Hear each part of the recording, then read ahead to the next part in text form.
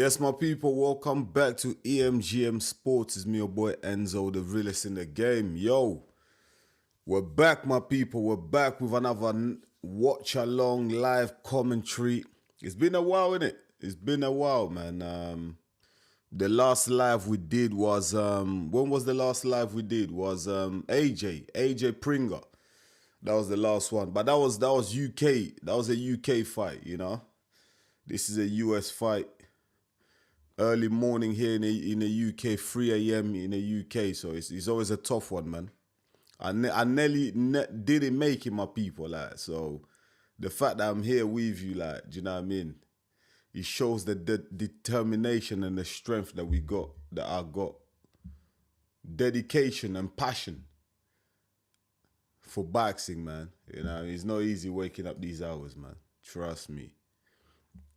How's everyone doing, though? How's everyone doing? All good? Hope everyone's good. Hope the sound is good as well. Hope you can hear me loud and clear. Hope everyone's good. Santillan versus Russell. Santillan just got he got dropped. He's on the ropes here, 12th round. Co-main event coming up next. I'll get my my scorecards as well ready as well. Let me know your predictions in the chat as well, my people. Let me know your predictions in the chat as well. It should be a good one. Should be a good one. I see a lot of people they've got Teofimo Lopez favorite to win this fight. He's the one coming up for 140 to 147. I don't think it's as clear as everyone's thinking. Do you know what I mean? I think for me, Rolly is favorite. Like, I think Rolly's gonna win the fight. But I know a lot of people are going for they're putting their money on Teofimo Lopez based on just his skill set. But Rolly's one of them guys that you just don't underestimate, man. Look what happened to Ryan when Ryan came up from 140 to fight Rolly. We see what happened. So don't sleep on Rolly, man. You know what I mean? If he's on point, he can put, you know, he can beat anyone really on his day. He's one of those. But then he can have a bad fight as well. You know what I mean? Rolly's one of them guys.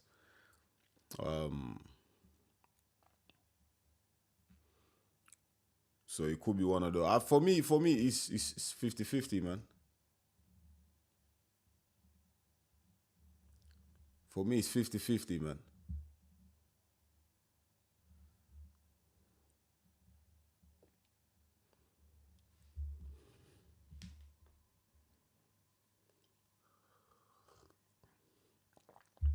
By the way, can someone let me know in the chat? Is the sound good and the visual? Like, can you see me clearly? Can you hear me clearly? Just give me a thumbs up on the chat if you can hear me clearly and you can see me clearly. Because on my side, I'm getting a bit of some technical issues on my side. I can't see my screen on my side, but just give me a thumbs up if the sound and the visuals are clear for you at home.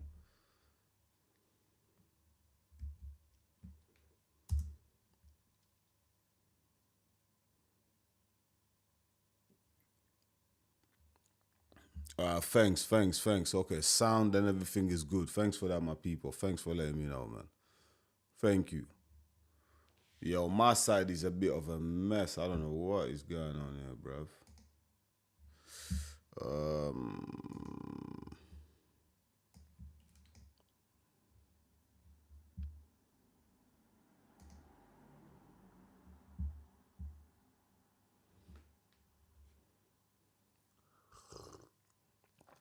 I'm gonna put a poll out anyway. I'm gonna put a poll out now.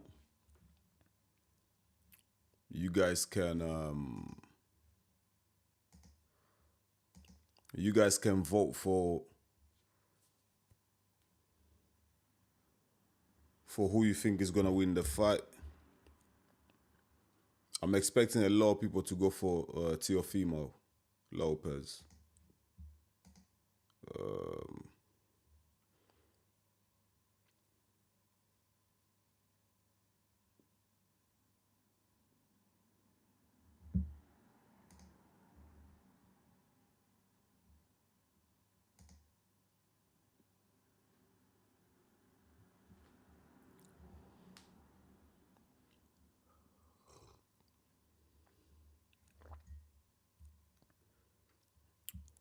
All right, let me get my scorecards all sorted, man.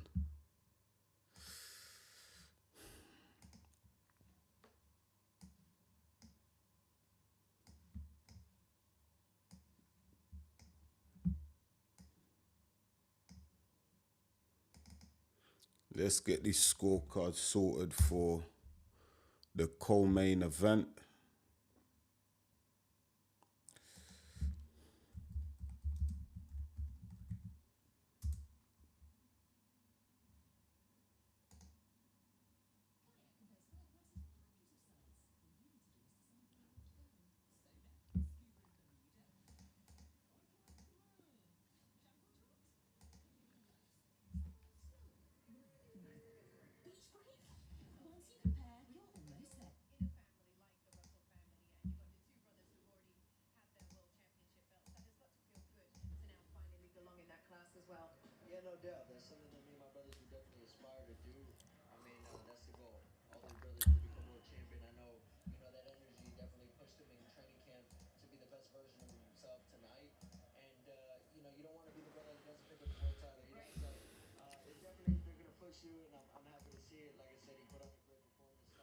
You see, you know what I hear about these fights in America at these hours, early hours, yeah.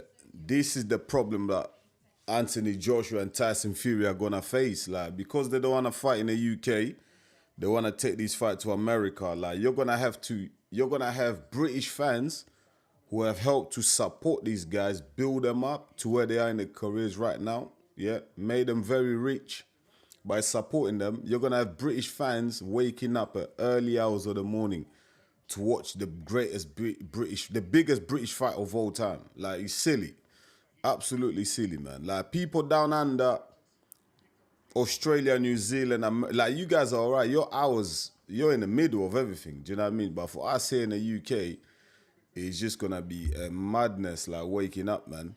You know what I mean? They're gonna miss out a lot. And the fans are missing out. You know, the fighters get paid regardless of where they fight. But it's the fans that are gonna miss out, you know. And the thing is, Joshua and Joshua and Fury, like, one of the things I wanna start doing, especially this year, I want to really get involved, in the fight press conferences and the weigh-ins and the build and you know what I mean, the what do you call it, the open workout. So I want to start going out there and actually seeing these fighters live and kind of gauging, where they are. Do you know what I mean? And Joshua Fury, if he's in the UK, the whole build up, the whole momentum, I want to be part of that because I grew up with AJ Fury. AJ and Fury, they're my age. I'm the same age. Like, I'm 36. I turn 37 in September. I'm same age as Tyson Fury. You know what I mean? I think I'm like a year older than AJ, or similar with difference by months or whatever. But I grew up with Anthony Joshua and Tyson Fury. Like, these are guys from my era. So for them fighting, like, I want to be involved in that, As someone who does who does boxing content, I want to cover that live. I want to be there at the weigh-ins. I want to be there at the press conferences. You know what I mean? I want to get a real feel for it. I really want EMGM Sports to support that fight, to help build it up and sell the fight. But if he's in America, like, it's just not the same, innit? It's not the same. It has to be in the UK, you know? And also, come on, man, Americans don't care about these fights. Americans don't bloody care about Joshua versus Tyson Fury. Like, I follow a lot of American content creators, like broadcasters, like a lot of guys that I respect that cover boxing over in America, like big channels, and they're not really feeling Anthony Joshua and Tyson Fury. They don't really care about that fight. You know what I mean? It doesn't really mean nothing to them. And a lot of them are supporting UK fans. They're saying, nah, man, that fight has to be in the UK. It's the biggest fight in UK history. It has to be in the UK. They're supporting us.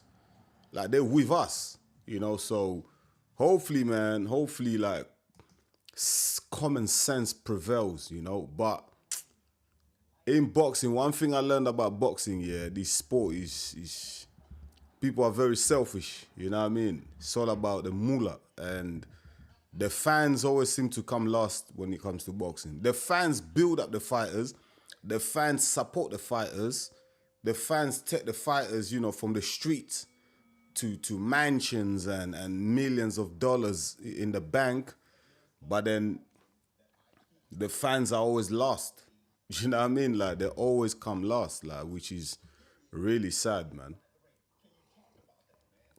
Because without the boxing fans, these fighters are nothing. Who buys the tickets? Who pays the pay-per-views, etc.? It's the fans, innit? Like, so it is sad. It will be a great travesty if the fight between Joshua and Fury takes place in America. That would be a shame.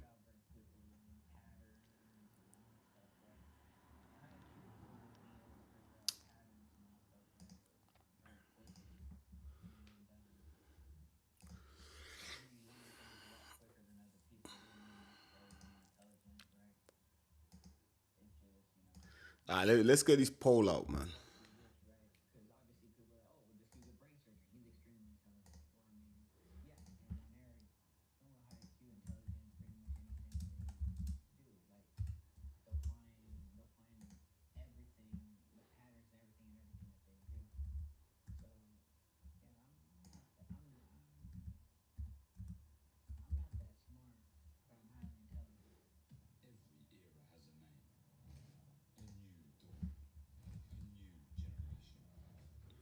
Big up to everyone that's in the building. Thank you so much for coming through, my people, man. I really appreciate it.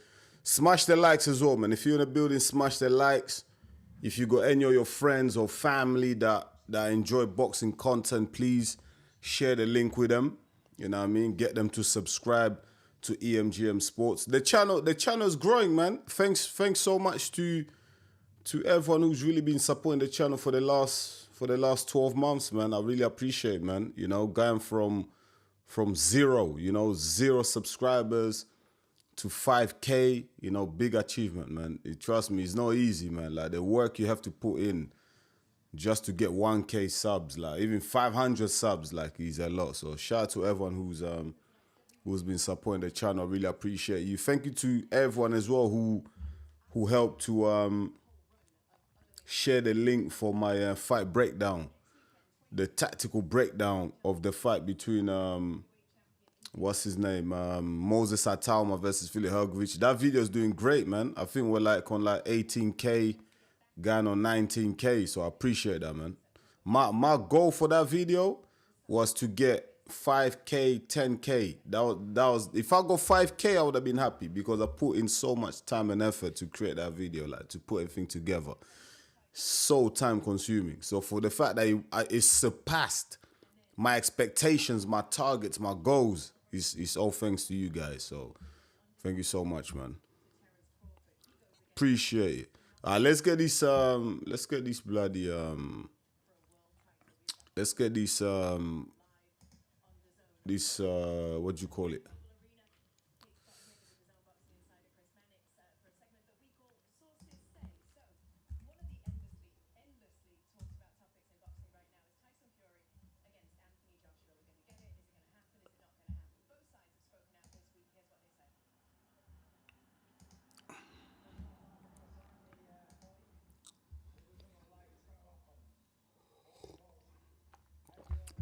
Let's get this fight break. Let's get this scorecard in.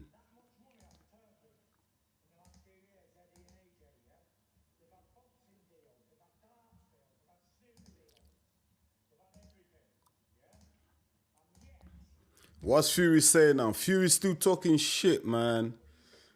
Fury's still talking absolute rubbish, mate. The thing is, yeah, I can see the back and forth between Dana White, Eddie Hearn, Tyson Fury's coming out saying that AJ and Eddie Hearn are making things complicated, etc., etc. Everyone's blaming everyone, mate. Just shut up and just fight, man.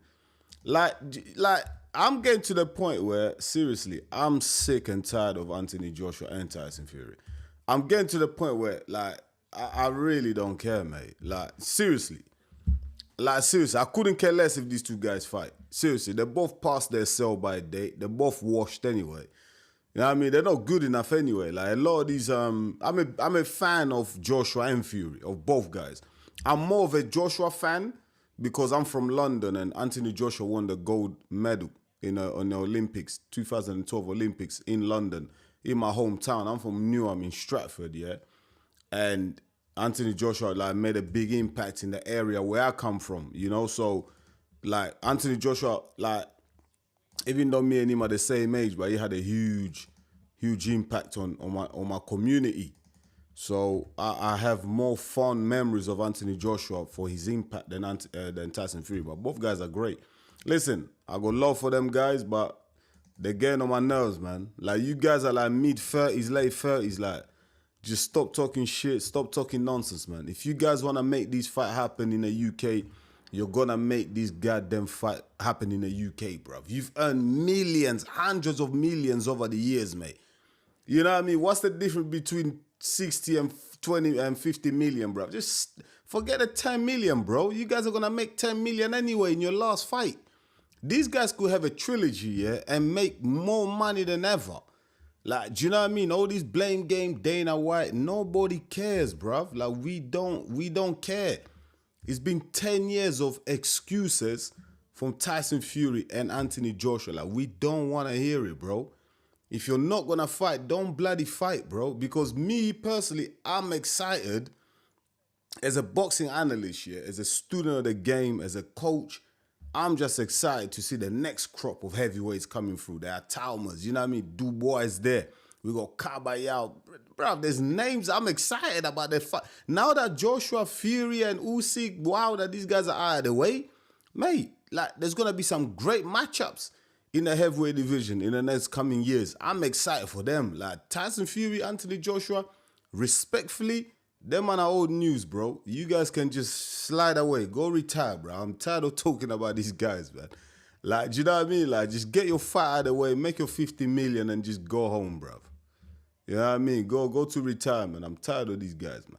Is anyone else tired of Joshua and Fury and the constant back and forth, like, blame games? Nobody cares, bruv. Everyone is hyped up for Moses Talma versus Philip Hergovich, bruv. Nobody cares about Anthony Joshua and Tyson Fury, what they're talking about. They blame games. Like, no one cares. We just want to see you guys fight. That's what we want. We just want to see you guys announce the fight and fight, bruv. Just shut up after that. We don't care. You know what I mean? We're excited about Moses Talma, bruv. That's the guy. We're excited about him, Hergovich. These are the guys that we're excited about. Kabayao. Do you know what I mean? Frank Sanchez. We want to see these guys fight next. You know what I mean? Gassiev. Like, these are the guys, these are the fights we want to see. Dubois versus Wardley. I'm looking forward to them fights, man. I'm not really looking too much forward to two fighters who are pretty much done towards the end of their careers, yeah? Who are really just fighting right now for the payday, bro. That's all it is, man. That's all it is. They're just fighting for the payday, man. Let's keep it real. Let's keep it real, man. They are getting on my bloody nerves, man.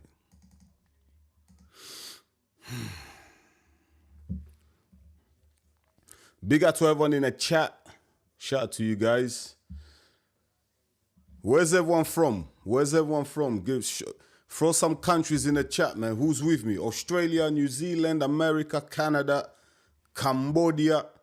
Any of my African brothers in the building? Any Nigerian, Congolese? Let me know in the chat where everyone's from, man. Throw some countries there. Throw some names. Because I know EMGM Sports, Enzo, the realest in the game. We international, man. We're watched around the world, man. You know what I mean? Teofimo Lopez just warming down. Getting ready. Teofimo looks relaxed, looks calm. Let's see how he bounces back after that schooling he got from Shakur Stevenson last time out. He got absolutely schooled, mate.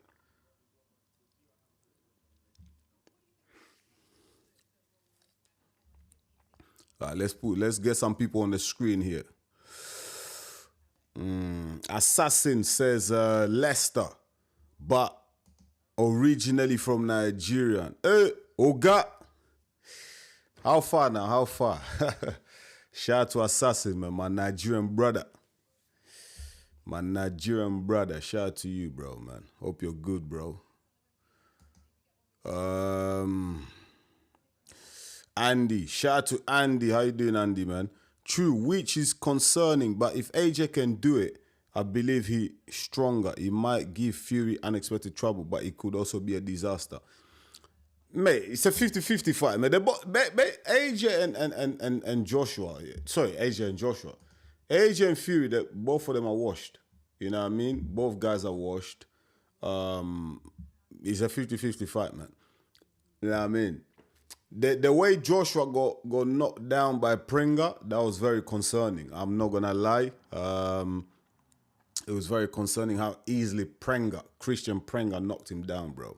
That uppercut he knocked him down with, young AJ, he ain't getting knocked down by that, bro. That was really a nothing punch.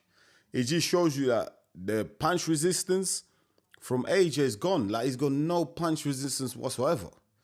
You know what I mean? And AJ's, AJ's got one of the worst recoveries in the heavyweight division. You know what I mean? AJ's one of them guys, when he gets hit, especially recently, when he gets hit, he's out. He's out of there, man. He's lucky Christian Pringa actually backed off. Because if Pringa actually had something about him, some minerals, if he was more experienced at a higher level, he could have finished AJ. You know what I mean? If that was Dubois or Wardley or Moses Atama or Caballo, or even Tyson Fury, even Deontay Wilder right now, like, that was Wilder in there, he would have KO'd Joshua badly.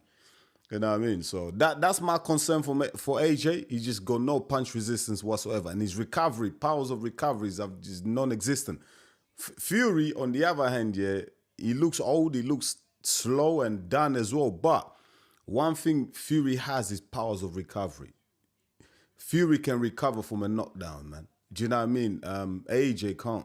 So AJ will have to go into that fight against Tyson Fury and knock him out flat, knock him out cold. You know, because even if he knocks down Fury, I think Fury can get back up about 5 times. But if Fury catches AJ once and drops him, it's game over, bruv. Because Fury is not going to allow AJ to recover. He's going to finish him. You know, I'm just keeping it real, man.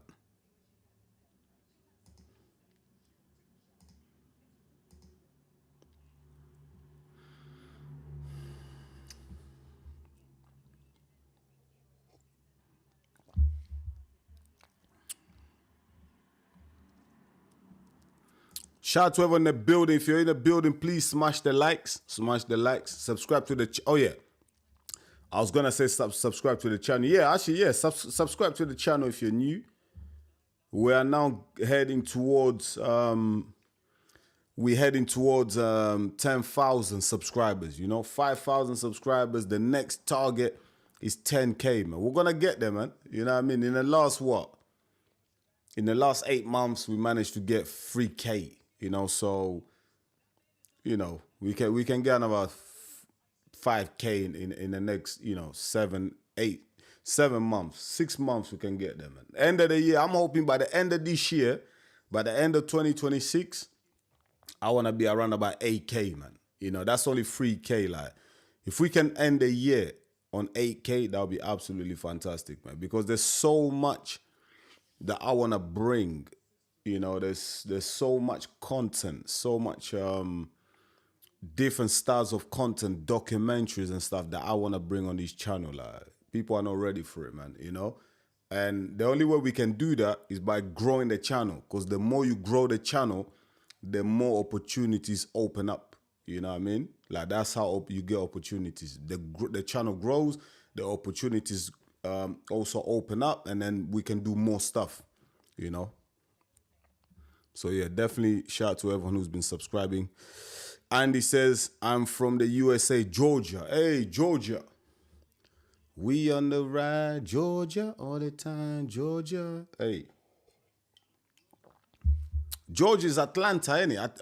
Is Georgia Atlanta, or is Atlanta in Georgia? Yeah, Atlanta is in Georgia, right? Yeah. See, I've only been New York in America. I've been in New York. Um, yeah, New York is hectic, man. New York is a bit like London, just bigger, crazy. And when I was in New York, it was January, absolutely freezing, mate. The cold in New York is a different type of cold, man. Like, it's a type of cold that makes you want to cry. Like, when I was there, I was wearing 2 gloves. I had like 2 gloves on me, yeah? Hoodie, body warmer, and a jacket as well. I was freezing. Like, my nose was like, my eyes, I was like, mate, I will never go New York in January ever again, mate. Like, I learned my lesson. Never again. That was, oh my, the cold in New York, crazy. But there's other parts of America that I do want to visit. Atlanta, definitely one of them. Need to visit the South, man. Miami, I want to go Miami as well. Need to go Orlando, Disney. Is it Disney? Yeah, Disney World, Orlando. Need to take my kids there as well. So that's on the bucket list as well. So Boston as well. Boston. Got a few mates that live in Boston. Need to visit there as well.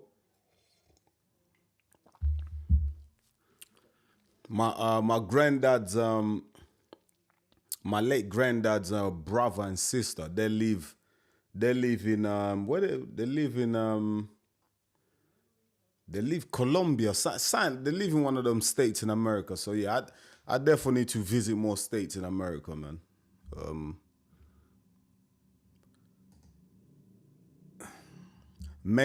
Co-main event coming up next.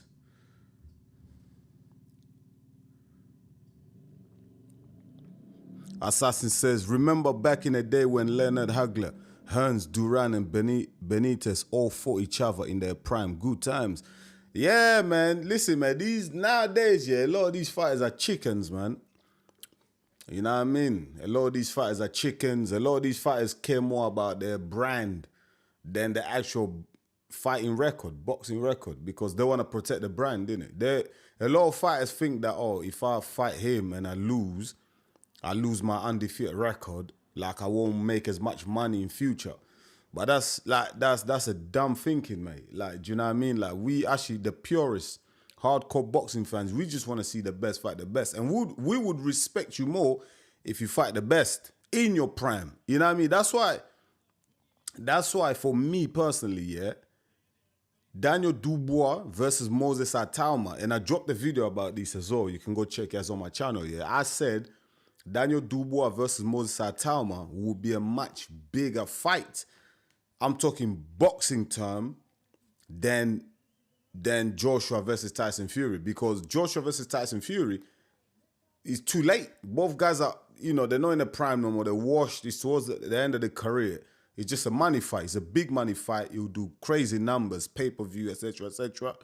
But Atauma versus Daniel Dubois, if they were to meet each other in the next 18 to 24 months, both guys, like, Dubois will be in his prime.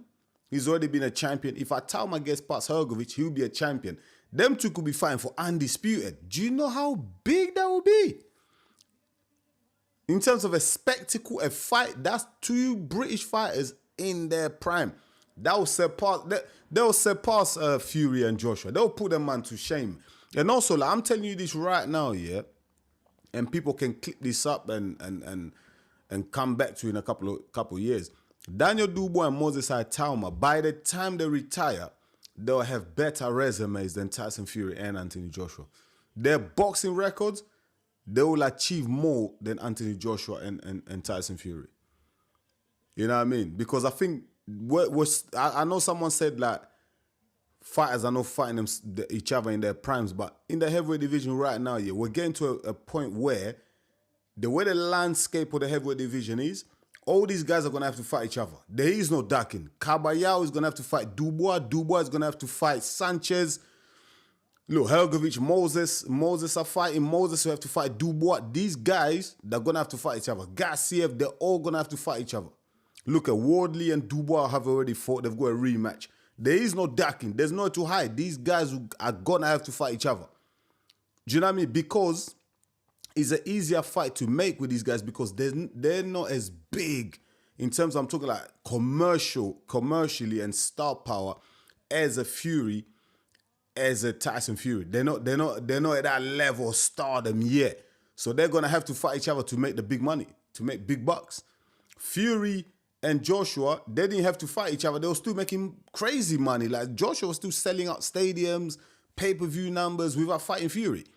But Atauma, Dubois, they don't quite have the personality and the charisma and that stardust like Joshua and Fury had. You know what I mean? So they will need to fight each other to make the big money. Otherwise, they ain't gonna make no money, you know? And also, all these guys are holding the belt. So you're gonna have to face those guys. If you want to become undisputed, you're gonna have to face those monsters, man. They're gonna have to eliminate each other. So that's why I say I'm so excited. You know, when it comes to the heavyweight division for the next 24 months, man, I'm just rubbing my hands, man. Like the fights that we're gonna get, crazy, man. Andy says, I don't remember shit because I wasn't born yet. Mate, Andy, how old are you, son? Mate, how old are you, mate? Like, you know what I mean? Why you still up, mate? Isn't it a bit too late for you? You should be in bed, Andy. How old are you, Andy? If you wasn't born yet, mate, I'm wondering how old you are, mate, because, damn it. AJ's habit is that thing where he dips his head down, bracing for an attack. It's poor defensive awareness. Yeah, and he gets caught with an uppercut, man. You know what I mean? When you dip your head down, you're just inviting the uppercut, man. That's the problem as well, you know what I mean? And the thing about AJ, he's one of them ones where it's too late, bruv. You can't really teach him, you know, I don't think any coach can do anything about it. It's too late. Yeah, really. Even though AJ is training with Usyk, there's just so much, there's like, how much more can he learn, you know, at this age? Like, once you're like in late 30s, man, your brain is sealed, man. You know what I mean? Like, you're not really taking anything in, man. Even if you do take anything in, as soon as you get in that ring and shit goes left, you're going to revert to default settings, man. You're going to go back to what you feel comfortable doing. And that's what age is going to do. That's what age is going to do, you know? It doesn't matter who coaches him. And age has had some of the best coaches in the world.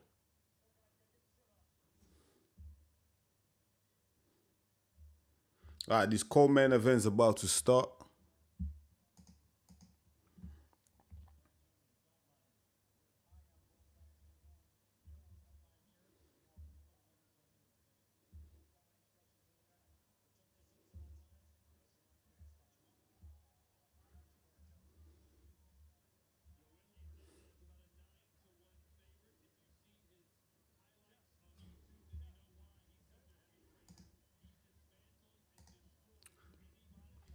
Hernandez versus Francesco Daniel. Let's go.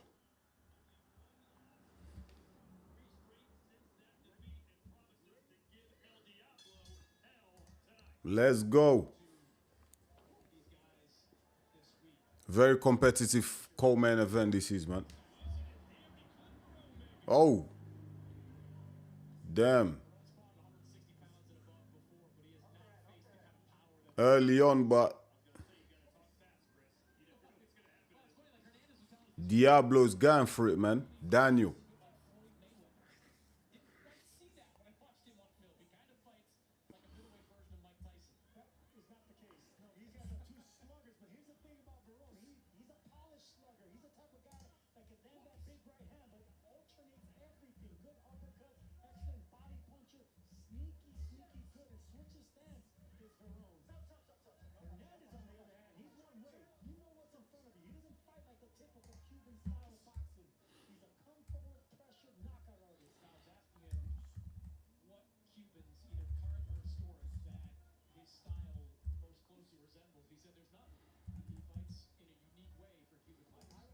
Whew, yo, these guys are swinging, man.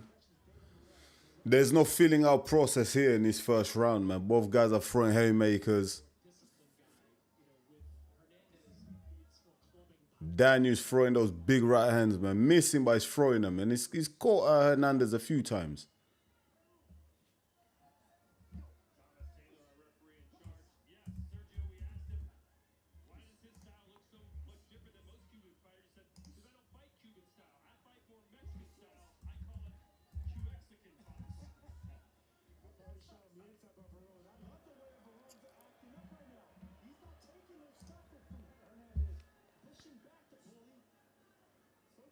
I like the approach from Daniel in this fight against Hernandez, man.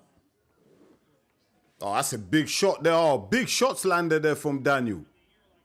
Flipping hell, man. These guys, he doesn't fight like a Cuban, you know. Cubans are normally slick boxers, very technical.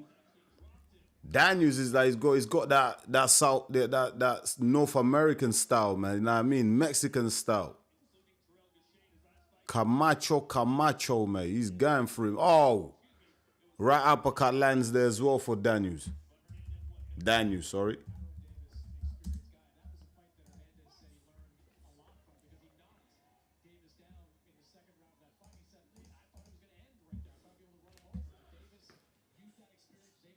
Good head movement there from Hernandez, but still he gets caught with that left hook towards the end there. Right hand there miss from. What a first round! Wow, really good first round, man. Very competitive. I give that first round to Daniels, man. I think Daniel landed the more impactful shots there in that round. No feeling out process whatsoever. Both guys were just going for it from round one, man. That's what I like to see, man. Action-packed. Hopefully someone gets knocked the F out so we can just get the main event started, man.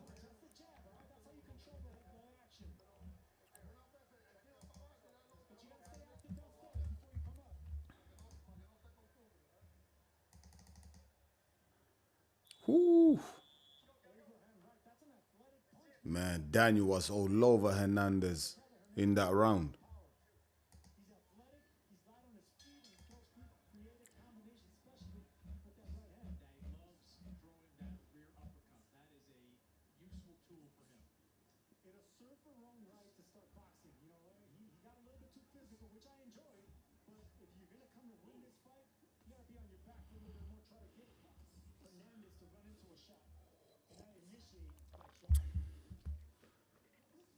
Oh, good right counter there from Daniel.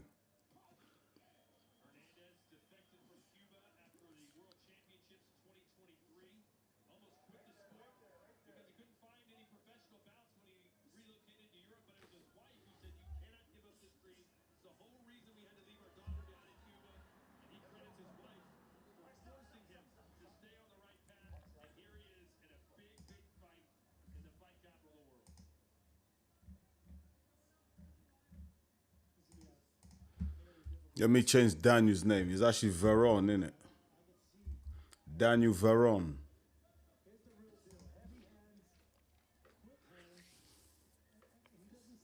Good jab to the body there from Hernandez. Oh, big shots there from Veron.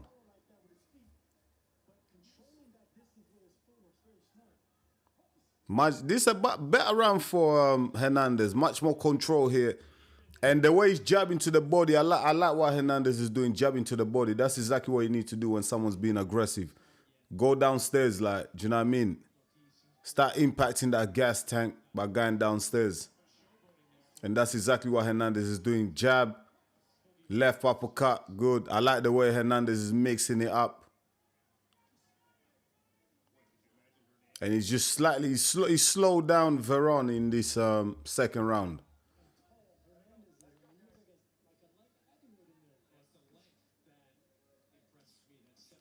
Oh, right hook there. Both guys land. Veron clearly carrying the power. The two fighters. Veron carrying the power for sure.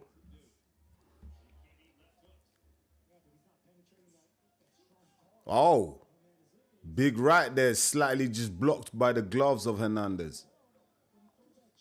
Hernandez blocking the right hook, but even though it's blocking with the glove, it's still impacting because you can see him move slightly when that right hook lands. It's very heavy from Veron.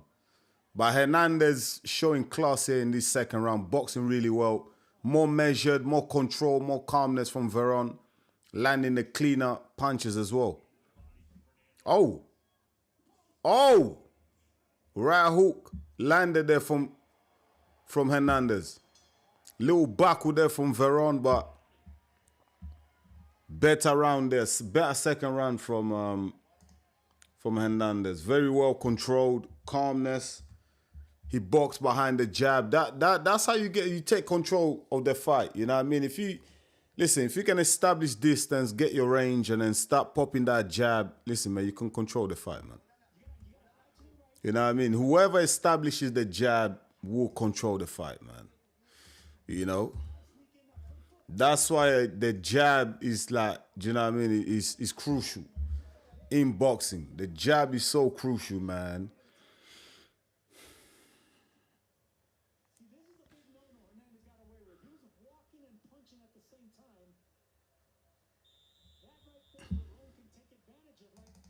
Third round coming back. What Hernandez does need to do, he needs to be aware of, just be careful of. He's going back in straight lines. Do you know what I mean? When Veron explodes and comes after him, Hernandez is going back in straight lines, and that's just making him an easy target. He needs to pivot. Take 2 steps back and pivot. Do you know what I mean? Throw the left hook, pivot out. Going back in straight lines, you're just going back onto the ropes, man. And that you're just encouraging the attacker to throw more hands. You know what I mean? You're making yourself an easy target. So when I'm coaching, I always tell the fighters, take 2 steps back, max, pivot out, man. Jab, throw a right hand, do something to stop the movement, the forward movement of the attacker. Otherwise, by retreating back in a straight line, you're just encouraging the guy to just keep coming forward and throwing punches, man. Do you know what I mean? And you're going to get yourself in trouble because then you hit the ropes, then you shell up, then the guy starts teeing off on you. So always pivot, throw the left hook, man.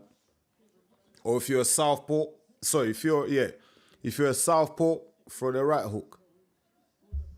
Never go back in straight lines, man. You become an easier target. Oh! Right hook there from Veron. Veron's got a very strong right hook, man. But what he should do as well, Veron, if you watch him, he's not really using the jab a lot. He's not utilizing the jab a lot. He's throwing it once in a while, but not as much as Hernandez is throwing the jab. Veron is more head hunting with that big looping right hook, right hands, trying to throw that, trying to catch Hernandez with it. But he's getting to the point where now Hernandez is just starting to time him. Hernandez now, he's got the rhythm, you know what I mean? He's just flowing now. He's boxing him, you know what I mean? He's fighting behind that jab, double jab. Was that a knockdown? No, referee calls it a slip.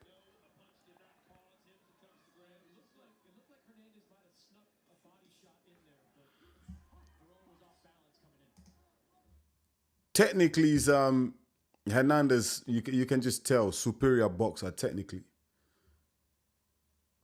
He's the cleaner fighter, do you know what I mean? Technically looks more superior than Veron. Hernandez does. Hold on. Damn, I've lost my bloody stream.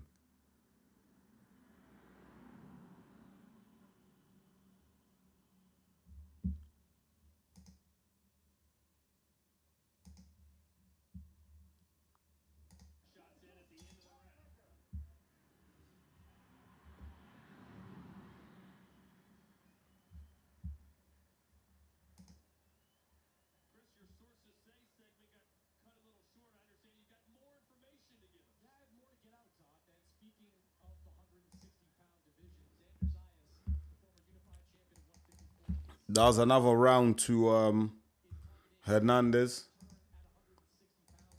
Just he's got last 2 rounds. He's had a better technical performance in the last 2 rounds. Really, the jab's working. He's found his range. He's controlling the distance now.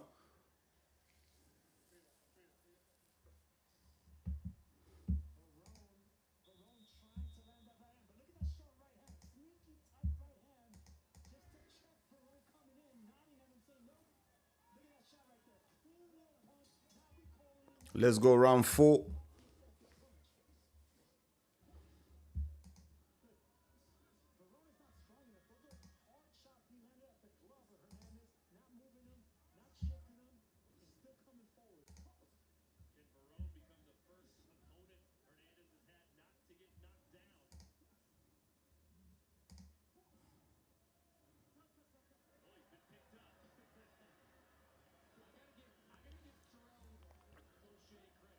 I can't actually see I've lost my stream. I can't see the fight right now.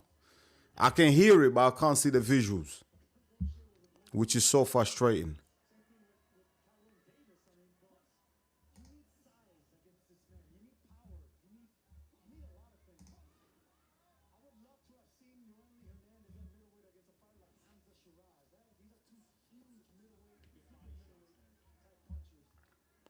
I cannot see the fight, my people. I've lost my stream. Hold on, let me restart this crap. Absolutely annoying.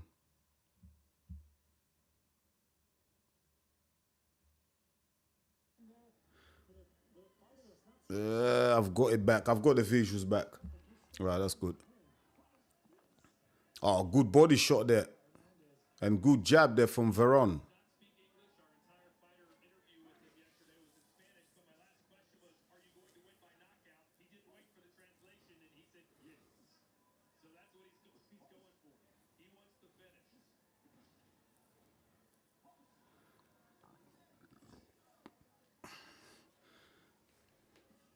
Oh, good shot there. Nice left from Veron.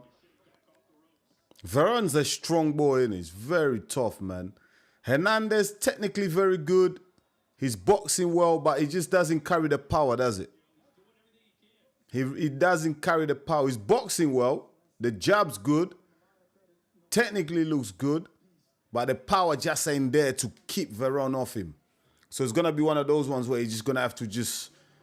Looks like he's going to just have to win on points, man. Because I don't see him stopping Veron unless it's accumulative, where he just completely beats him up and the referee steps in. But the power, the strength is with Veron. Hernandez boxing really well, man. Look at that. Right uppercut, gets through. But Veron, as long as he's in there, man, he's a strong boy.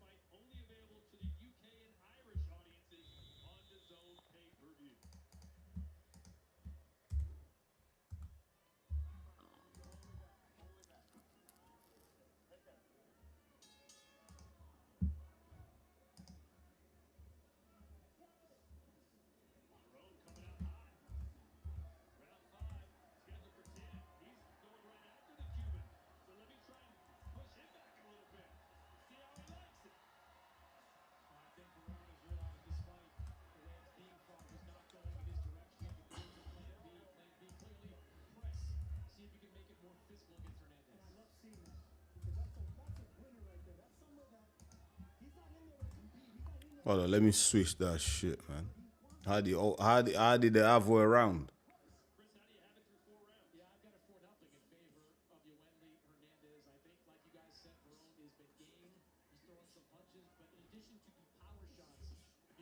Oh! Big shot there from Hernandez.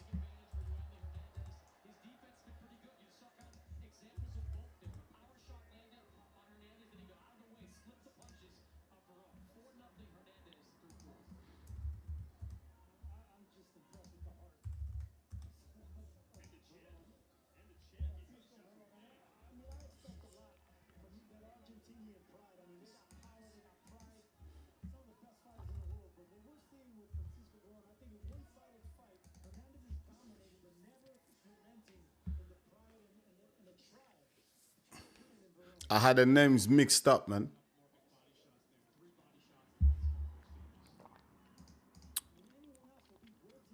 Joseph says, why can I not send you $20 via super chat? I don't know, you know. You should be able to. You should be able to. I don't know why you shouldn't. Why is he not giving you the option to send me a super chat?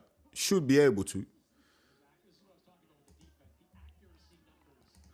Kuma Castle, Hernandez gave Veron a lift and carried him along the ropes. Yeah. I see, I had the names mixed up, man. I had it mixed up the other way, man. Damn it. I've corrected myself now. Veron is the more technical fighter, but Hernandez just too strong, man. Look, big punches being landed. The left, straight left, that really looked like it hurt Veron as well.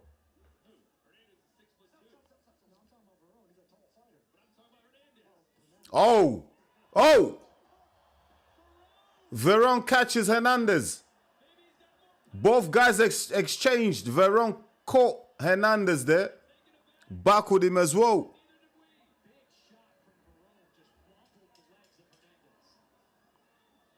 Oi. Hernandez in trouble here. He got backward there by Veron.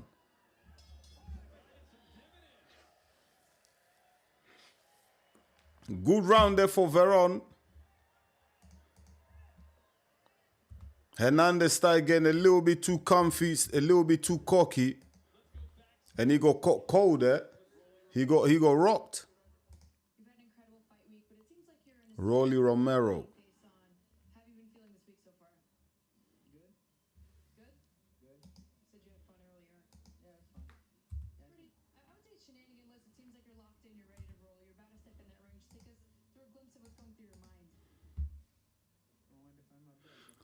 Rolly Romero and Teofimo Lopez, man. These guys are good friends. In the build-up, there wasn't really much trash talk as well, man. Round 6 coming up. I gave the last round to Veron, man. He scored a big shot there with the left hand. That backward Hernandez. Can Veron now push on? Can he put more pressure on Hernandez and close the gap on the scorecards? Hernandez now coming out with a bit more urgency, putting a bit more pressure on Veron. Obviously not happy with the way that round 5 ended. Oh, big body shot there from Hernandez.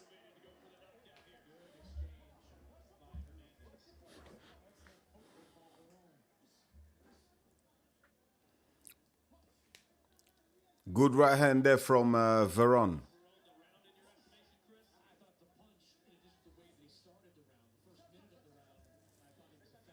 Hernandez tries to lift up Veron again, just showing his superior strength.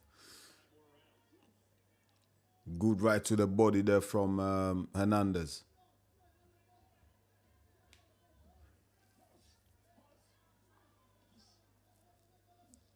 Oh, big right hand there from Hernandez.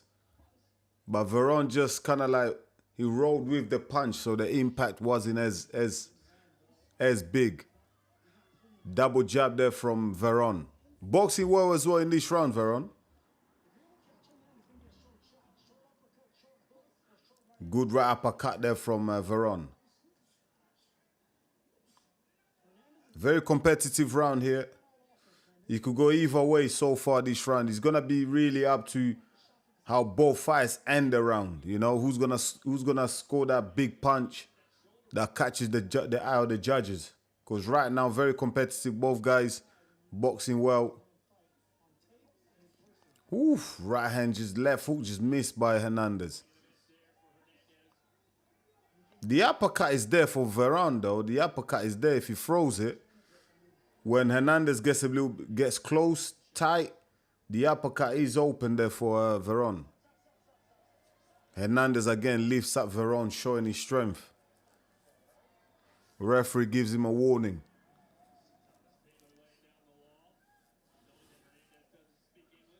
I like that jab there from Veron. Really good jab. 3 jabs in a row there.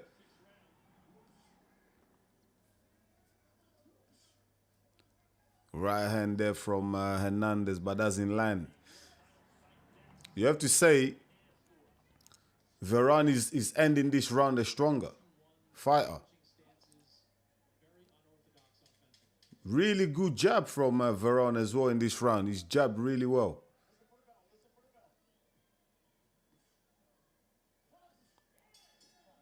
That's a Veron round.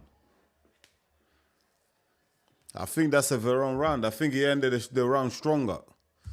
He started off very competitive, both fighters, you know, 50-50. But I think towards the end there, the last 30 seconds, I think Veron just done enough to steal it, man. Hernandez needs to pick it back up, man. It looks like it's just starting to fade a little bit. I don't know if he's a bit of fatigue, but it looks like he ain't got the same energy as he had in the first half of the fight as we get into these mid rounds. And for me, Veron's closing the gap. The zone might have Hernandez up. Probably similar to my scorecard as well. Let me know how you're scoring it at home. Who you got winning the fight? Who's up on your scorecards? Let me know. Let's go, round 7. Hernandez needs to pick it back up, man, to establish that lead that he had. Veron's starting to close that gap, man.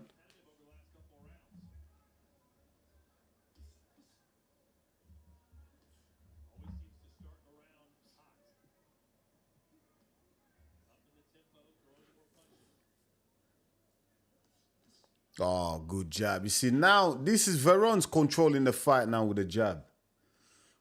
He's really established his jab, in especially the last 2 rounds, you know. He's really, I like the way he's throwing that jab. He's just offsetting the rhythm of Hernandez. I like now he's following up that jab with the right hand. That's exactly what you need to do. Jab, single jab, double jab, follow up with the right hand. Blind Hernandez with the jab and then follow up with the right hand. Hernandez needs to just pick up the pace a bit, man. When Hernandez picks up the pace, Veron struggles. But if they're fighting at this pace here, it just gives Veron more time to get into his rhythm, you know, to start throwing these combinations, establish his jab. Oh, right hand from Hernandez there. Veron eats it. That's a really good jab to the body there. That's exactly what Veron needs to do. Go to jab to the body, come back up top. Hernandez on the ropes, shelling up. But this doesn't look good, you know. It doesn't look good in the eye of the judges, man. When you're on the ropes covering up like that, you might think, yeah, I'm good, I'm defending, but you're losing the round. Especially someone like me, if I'm judging a fight, like if you're on the ropes and you're covering up, yeah, you're blocking a lot of the punches, but you're defending. You're not attacking. So for me, you're losing a round.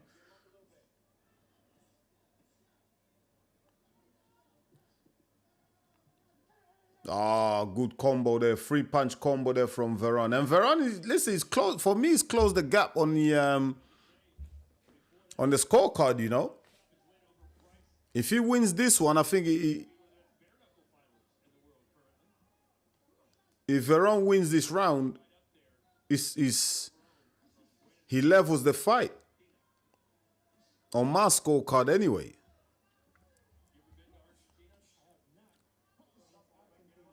And I just feel like with Hernandez, I think he's just fatigued now, man. He's slowed down dramatically. He's not fine with the same pace. So it's the fatigue kicking in. He needs to get that second win, man. He needs to pick it up. He's falling asleep here. That's another round to Veron there. And for me, Veron has equaled. He's drawn level now. He's caught up. He's made up the rounds now. He's 67-67 on my card. 4 rounds apiece as we go into the 8th round. With top rank trying to become a 3-division world champion. How do you see this fight with Rolly Romero playing out? I think that in terms of style matchup, Teo has the favor. You know, Rolly, he's definitely he's going to be game. Obviously, it's Rolly Romero. He has that power. But I think Teofimo, with this style matchup, he's just more fundamentally sound, and he's going to be pretty good this time. Tate Anyam, yo guys, yo shout to Tate, man. Welcome to the stream, bro. Is this the co-main event? Yep. This is the co-main event, bro. Next up is the main event. Rolly versus Teofimo. Kumakasu says, you think Hernandez put on too much weight, too much muscle? Yeah, it's looking like it because he's not throwing with the same intensity or volume as he did in the first half of the fight, innit? Do you know what I mean? And that's when he won a lot of those rounds. Now, it looks like Veron is now just taking over in the second half of the fight, you know? And this is where it really matters. This is where it really counts. Oh, big right hander from Hernandez. And he's exploding here. Big right hand. Veron shrugs it off. He's like, what was that?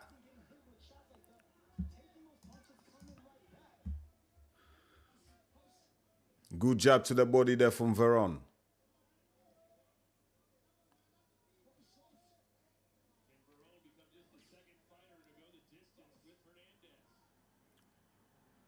See, Veron is boxing really well. And what I like about Veron as well, yeah, he doesn't waste punches. You know what I mean? He doesn't really exhaust himself when he's throwing punches. You know, he's very selective. He's popping the shots. There's nothing being low. He's not loading up. Do you know what I mean? And if you watch Hernandez, he's loading up with the right hand. So therefore, that takes a lot out of you. You're spending more energy. With Veron, he's like selective. You know, it's popping the shots. That way you conserve a lot more energy, and you're scoring as well. Like you're scoring. It might not look like much, yeah, but if you've sparred, if you've done some boxing sparring, they're really annoying. You know those guys, they ain't got much power, but they keep popping at you. It gets annoying, man. You know what I mean? And even though they're not powerful shots, they still sting, innit? Do you know what I mean? And the more you accumulate of it, it does zip the energy out of you. And that's what Veron has been able to do to Hernandez. Hasn't hit him with nothing big to like kind of trouble him. Maybe in the 4th round, is it 3rd round or something? Kind of like pushed him back. But it's just enough to just zap the energy out of you and to offset your rhythm. And that's what Veron has really done really well in the second half of this fight. Hernandez is throwing everything with power, overloading, wasting a lot of his energy. Veron is more efficient with his punch selection and how he throws. He's not overloading. He's just trying to be more precise and accurate when it comes to his punching. That allows you to throw more volume. Look at that. Double left hook there from Veron. And that's another Veron round. I mean, if you're looking at volume, yeah, Hernandez had that little explosive moment there at the start of the round. But apart from that, what did he really do? Nothing.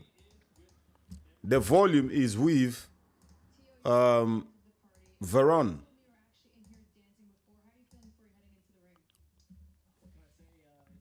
And for me, Veron has taken the lead in this fight.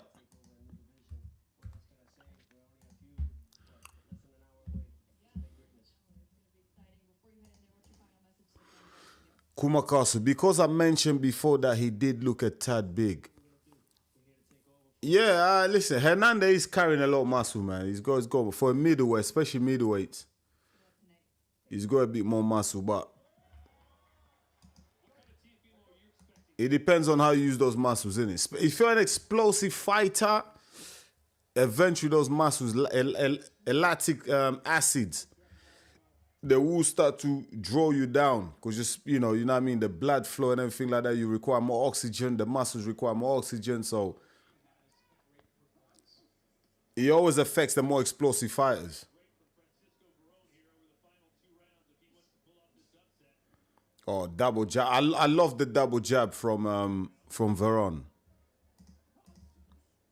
I like how he throws it from a distance where he's not in the range of the counter from Hernandez.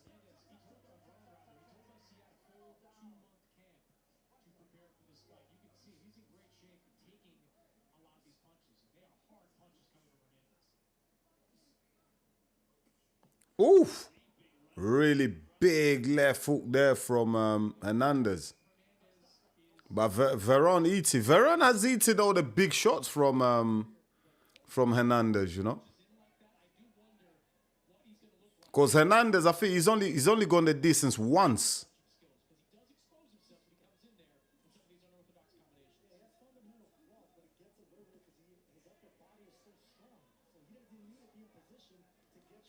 Oh, good boxing there from Veron. More big shots being thrown here from Hernandez. But the thing is, because he's missing a lot of these wild shots, he's just exhausting more energy, man.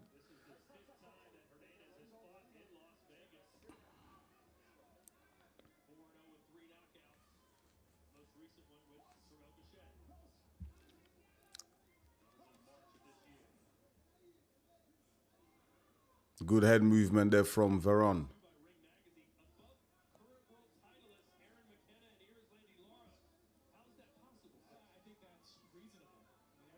I mean, the jab from Veron has been absolutely like a thing of beauty. As soon as we go into the second half of this fight, Veron really started utilizing that jab, man. And it's been a problem for Hernandez, man. He just hasn't had a way to stop that jab, man. And Hernandez is not really moving his head off the line. Okay, nah, good head movement there from Hernandez. But the jab from Veron has just offset the rhythm of Hernandez, you know. He's just stopped him from coming forward as much as he would like to, stopped him from boxing. Or as I say, that big left hook there from Hernandez. Big shots. And you know what? Hernandez has won this round in my eyes. He's thrown some big shots here.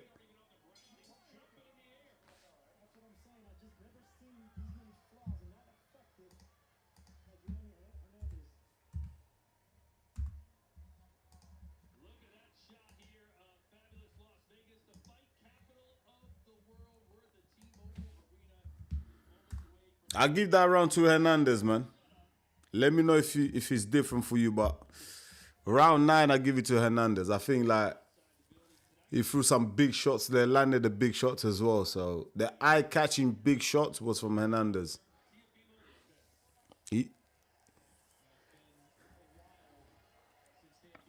I just wonder how the judges are scoring this fight, man. This is not an easy fight to score, man.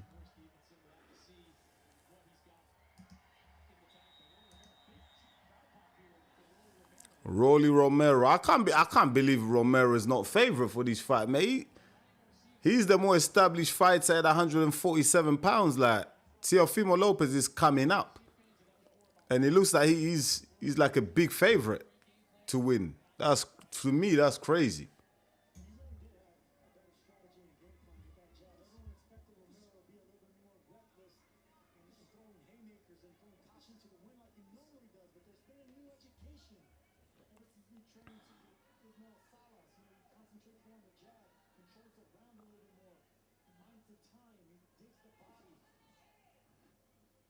Good jab there from Veron. Good head movement from both fighters.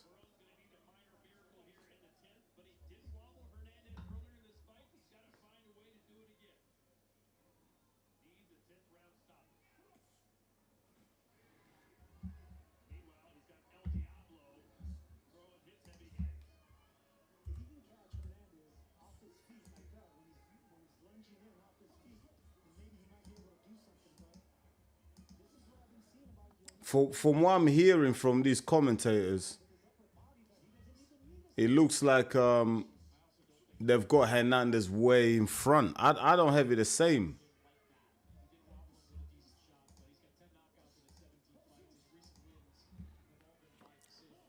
From what these commentators on the zone are the way they're talking is as if Hernandez like 5 rounds up. How are you guys scoring it? I have you quite close, man. I have you a draw, but maybe I'm way off. Maybe I'm watching the wrong fight. Oh, big shot there from Hernandez.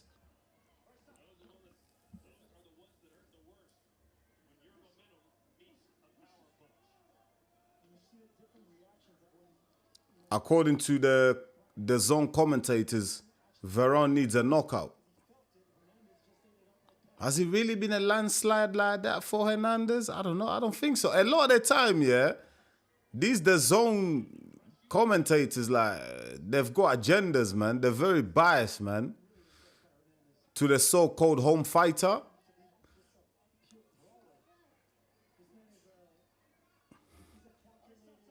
Like, the way the zone commentators are talking is as if it's a landslide for Hernandez. I just don't think so, man. Hernandez is winning this final round. If Hernandez does win, it will be like by a round or 2. I don't think it would be the big margin the way the zone commentators are talking. And also, a lot of the times when I've done my scorecards have been more accurate than the zone commentators who are actually ringside. Like, I'm watching it from home, and I get my scorecards more closer with the judges than the zone guys. And that is it. The fight is done. I think for me, look, Hernandez just about sneaks it, man. But it's not a wide victory. It's not a landslide the way the zone commentators are talking, man. Veron thinks he's won, but I just give it to Hernandez by a round. I think it takes that 10th round. It's tight though, it's close, but I think the judges will give it to the champ. I think if you're gonna take it from the champ, I think you have to clearly take it from the champ. You know, I don't think that's a clear victory for Veron.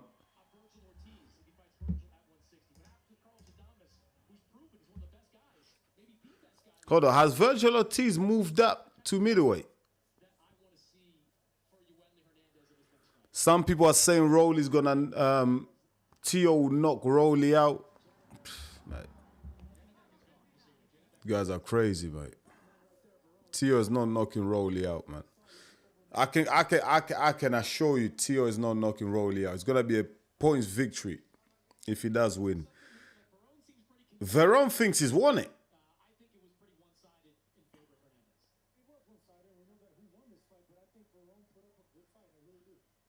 Veron thinks he's won. Kumakasa says, I think the judges are going to give it to the champ if it's close. Yeah, same. I think so as well. I think so. Listen, I think Hernandez has won it. It's by a round, by a point. You know what I mean? 96-95 for me. But the way the zone commentators, the way they're talking is as if Hernandez has won it by like 6 rounds. Andy Ruiz is back on the 4th of September against Niba. 4th of September, that's actually my birthday.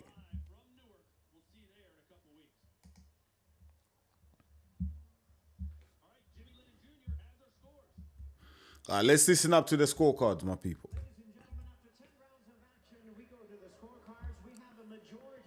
Majority decision. I told you guys.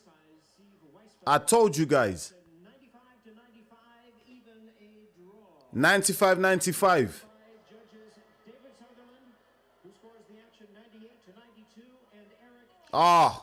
Hernandez.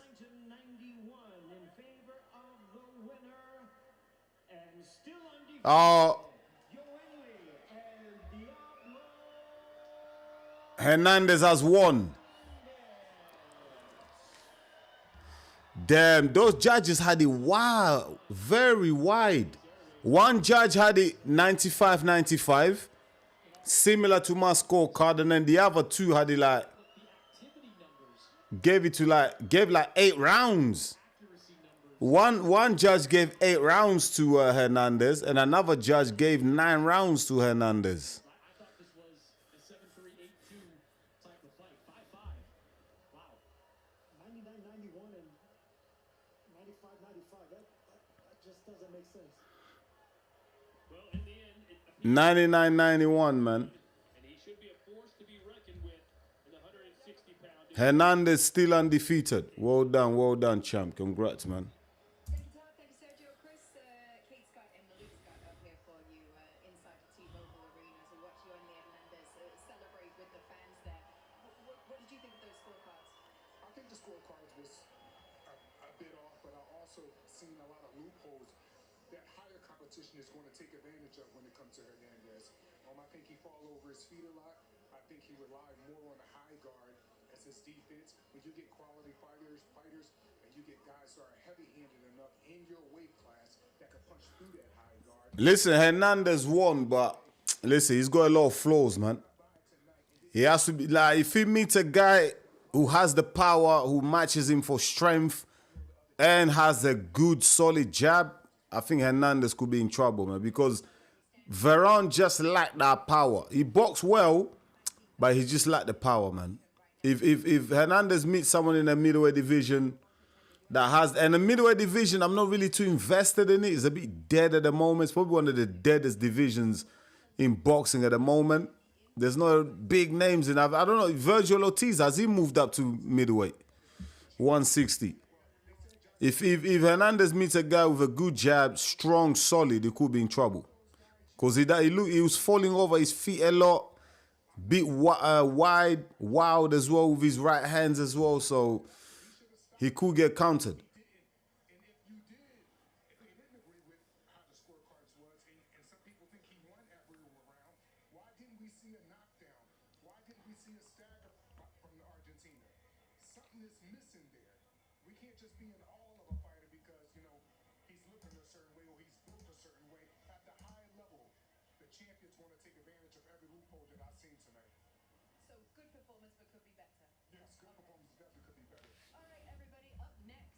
Yes, it is all Up next is the main event. I'm going to sort out my... been put aside. Teofimo Lopez will challenge Rolly Romero for his WBA welterweight world championship after this short break. Don't go anywhere. I'm going to... let me sort out my... my scorecard. Don't forget, get involved as well. There's a poll out. Let me know who you got winning the main event, Teofimo Lopez or Rolly Romero. Let me look at the poll, actually. I ain't even checked it out. Let me see how he's looking. Oh, okay. So the poll, 56% voting for Rolly Romero win, 32% voting for Teofimo Lopez, and 12% are backing the fight to be a draw. Okay.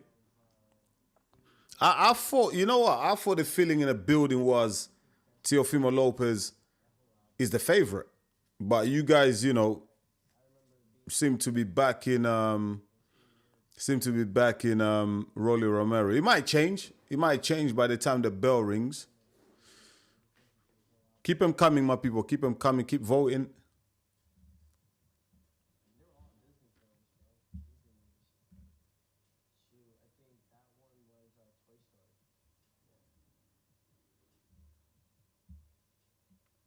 Smash the likes as well, my people. If you're in the building, please smash the likes. I really appreciate it. Thank you so much.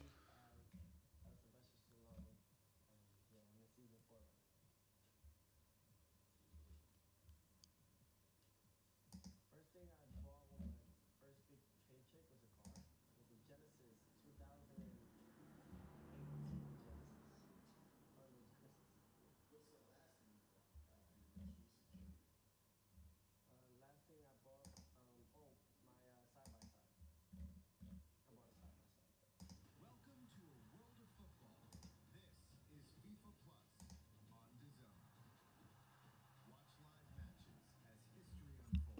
Hold on, just let me. I'm just sorting out my my scorecards here. Games and legends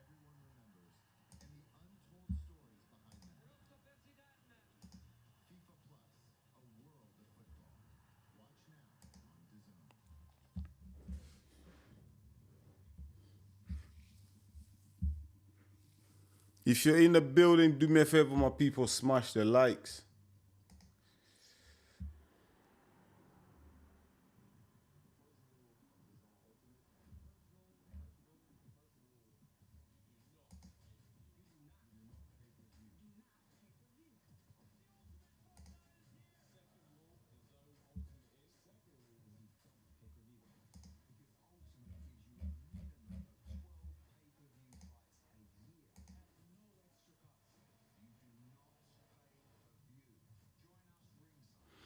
Oh yeah, by the way, someone wanted to send a super chat earlier on. Where is it? So let me find it. So Joseph VP1S1, why can't I send you $20 via super chat? By the way, I've sorted it out.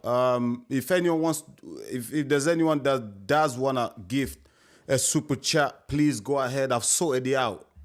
There was an issue in the back office. I've sorted it all out. So if you wanna gift anything to the channel, if you wanna contribute, help the channel out, super chats, you can now do it. I've sorted it out. There was a little glitch.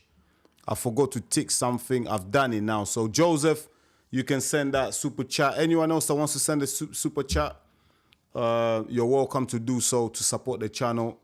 All the gains, again, will go back to just, will be reinvested back into the channel as well. Thanks for your support.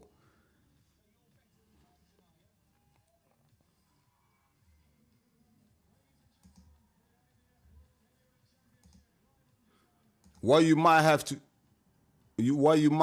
do is, maybe if you want to send the super chat, because I've just resetted it, you might have to refresh your stream.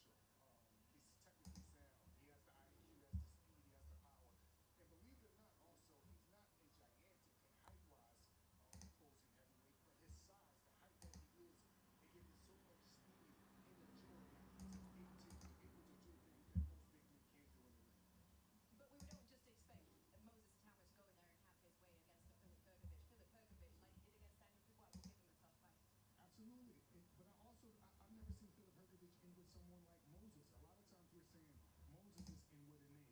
Well, Hergovich is also in with a name that the type of opponent I've never seen him in there. Where I've never seen him in there with a southpaw that has the IQ, also has punching power. Don't forget, next weekend is the big one, man.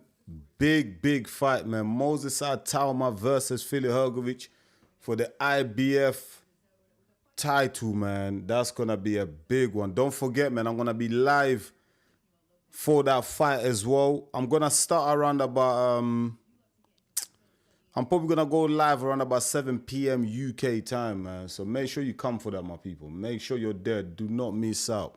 Can Moses Atauma make history and become the youngest heavyweight champion in British boxing history? You know what I mean? That's what's at stake here for Moses Atauma.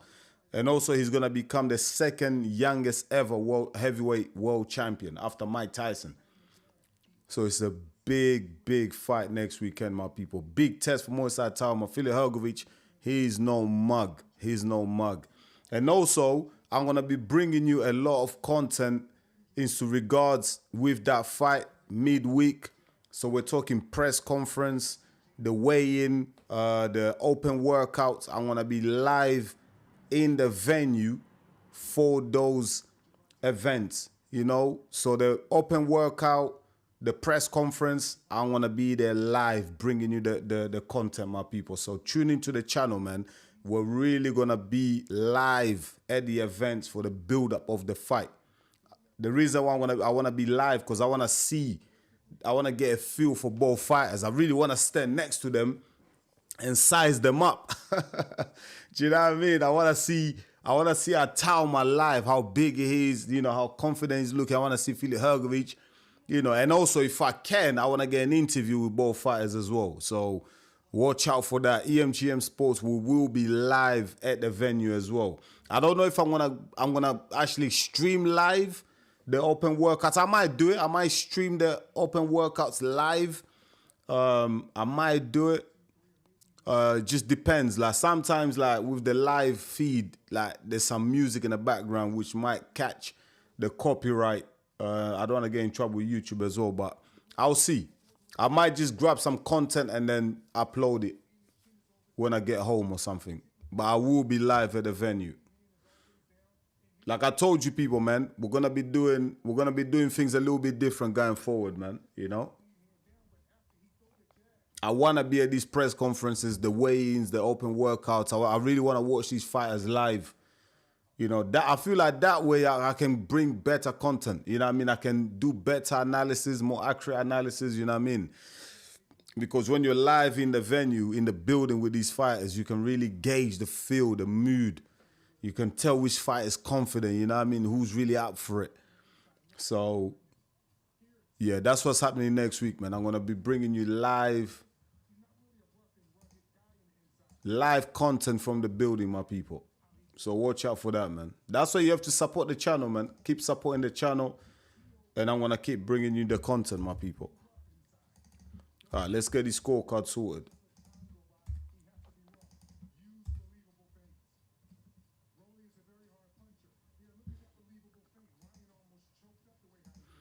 Henry says, who you got for the win, bro? I've got Rolly Romero. I've got Rolly Romero, man, to be honest. I'll keep it real. I've got Rolly Romero winning. I just feel like Teofimo Lopez coming from 140. Yes, he's skilled, but I didn't really like the look of him against Shakur Stevenson. But maybe Shakur Stevenson is just that good. He's elite. But I think people are just underestimating Rolly Romero, man. Listen, if Teofimo wins, he is good. He's a very good boxer, man. He's world class. But I just feel like Rolly's gonna be strong, man, at 147, man. Don't forget, man, this is the first time Teofimo Lopez is fighting at 147.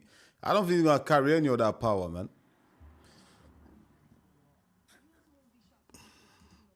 What time would that Talma Hrgović main event be? They haven't published that yet. You're probably gonna look around about 11 p.m. UK time. 11 p.m. UK time, I think. I don't know what time that is where you're from, but yeah, you can convert it.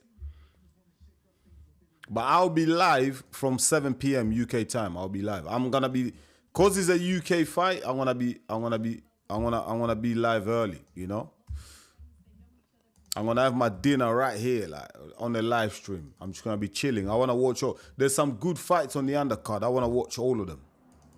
So from 7 p.m. I think the undercard starts like 5 p.m. UK time.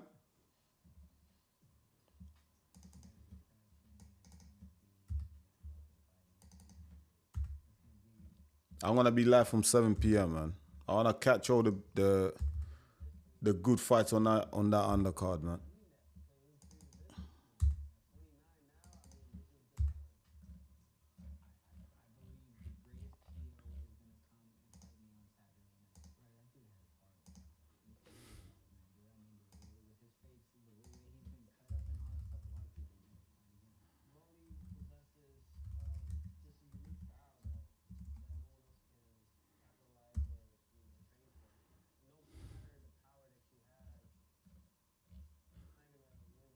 Have you guys noticed something? Both fighters are going by their first name. Teofimo Lopez, Rolly Romero. None of them are going by their surnames. Normally fighters go by their surnames, right?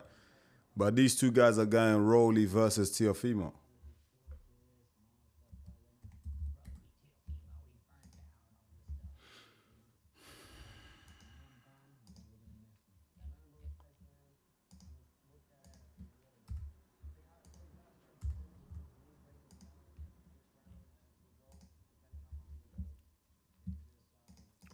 Tay says, if Tank comes back and fights Shakur, who you got? Oh, man, that's a tough one, man.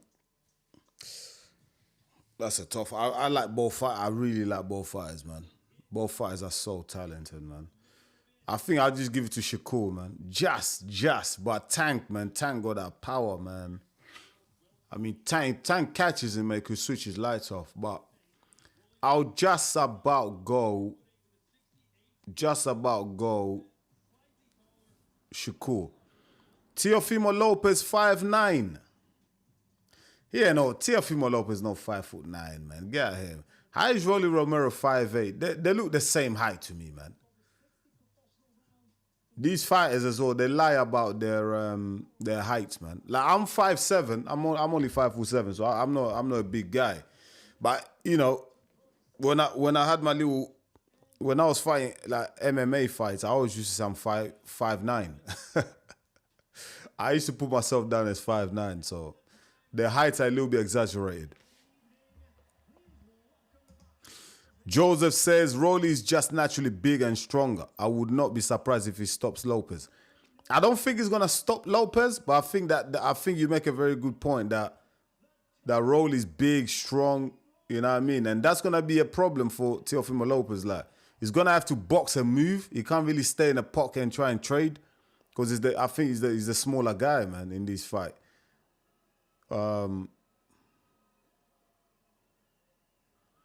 Yeah, I agree with you, man. Rolly's big, strong. And I think Teofimo Lopez is going to find it hard, man. He's going to have to box and move, be smart in there, not get silly, not get reckless in there because Rolly can't catch him with that left hook, man. Joseph, thank you for your donation. Yo, shout out to Joseph. Thank you so much, man. Thank you so much for your donation. $20. I appreciate you, Joseph. Shout out to you, man. Shout out to you, big man. Like I always say to people, man, any donations, any gifts, whatever, I just reinvest it back into the channel, you know? New softwares, new lenses, new lighting. So everything is just reinvested back into the channel. And also, because I'm going to be doing a lot of traveling as well, going to the venues, to the fights, press conferences, these little bits help with transportation and stuff. So I appreciate you people, man. Thank you so much, Joseph. Shout out to you, man. Anyone else wants to drop a super chat, go ahead, man. Doesn't have to be $20. It could be $4, $5. Whatever it is, it goes back and is reinvested into the channel. It helps the channel out. Thank you, man. Thank you, Joseph. I wish we got a Tank versus Shakur, but I didn't think either them are ever going to share a ring together. Tank versus Shakur could happen. You know what I mean? Shakur versus Tank, that could happen. I mean, both guys are still young. That could happen. I don't see it happening anytime soon, though, but it could be. It's a possibility. It could happen. If Turki Al-Sheikh puts the bread up, I don't see why not. Godson, you give off Derek Chisora vibes. Oh, really? I give off Derek Chisora vibes. You know what? A lot of people say that I look like Dillian White, man. You know, I get a lot of comments. People saying, "Yo, you look like Dillian White." Me personally, I don't see it. I don't see it, but people have been telling me lately a lot, especially on the video streams. They've been telling me, "Yo, Enzo, you look like Dillian White." But it's the first time I'm hearing I give Derek Chisora vibes. I like Del Boy though. Del Boy is entertaining. He's a cool guy, man. So if I'm giving out Del Boy vibes, Derek Chisora vibes, hey, I don't mind that. I welcome you, brother. Shout out to you, Godson. Tate, that small kid has got some moves. Or is it the kids coming out bringing Teofimo out? Rolly Romero making his way out.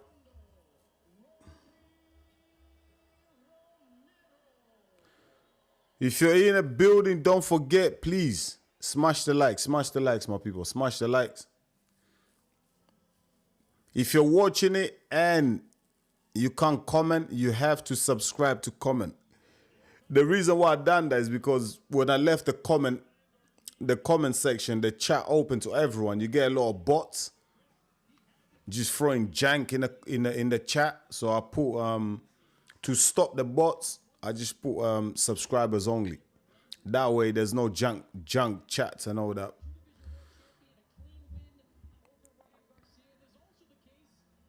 We keep the community safe, and everyone that comments is part of the community. Rolly Romero looks confident.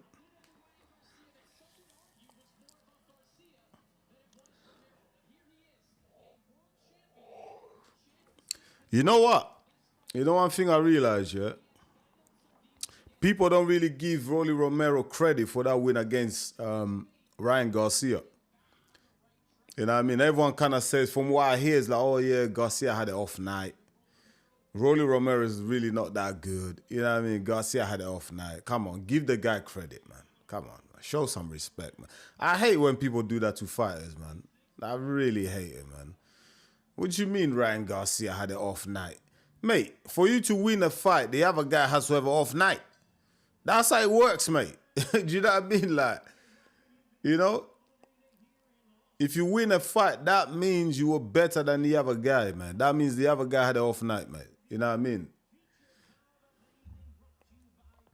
Give credit to Rolly Romero, man. And if he beats Teofimo Lopez, there's going to be more excuses as well. I can already hear the excuses if Rolly Romero beats Teofimo Lopez. Do you know what they're going to say? Oh, but Teofimo Lopez is coming up from 140, man. You know what I mean? Small anyway. You can't win. You can't win, man. Can't win in boxing. That's why I tell fighters, make your money and get out, man. Don't even try and prove shit to people, man. Because you never win. You will never win. Shout out to everyone in the building. Smash the likes, my people. Smash the likes if you're in the building. I really appreciate it. Thank you. Main event coming up right about now. Another 2 minutes. Fighters being introduced. The main event of the evening is about to get underway.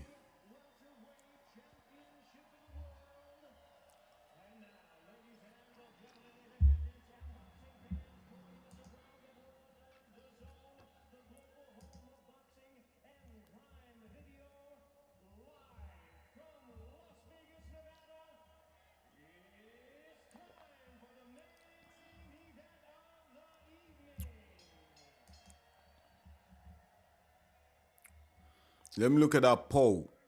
Okay. Rolly Romero still the favorite to win the fight on the poll. 57% of the vote goes to Rolly Romero. You guys are backing him.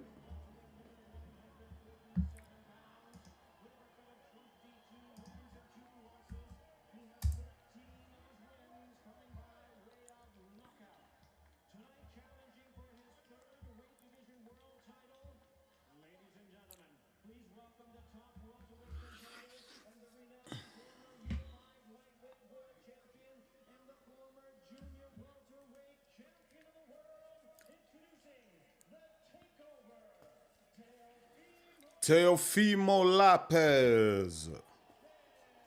Woo, woo, woo, woo, woo. Let's go. Let's get ready to rock and roll, baby.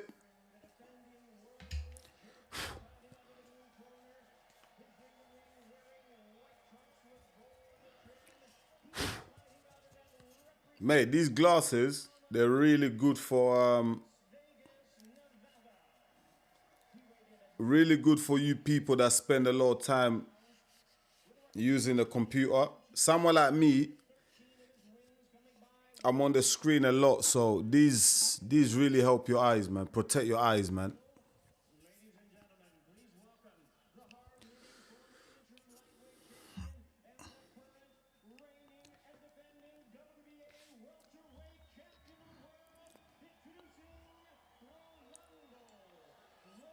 Rolando. This should be a good one. Referee calls them in.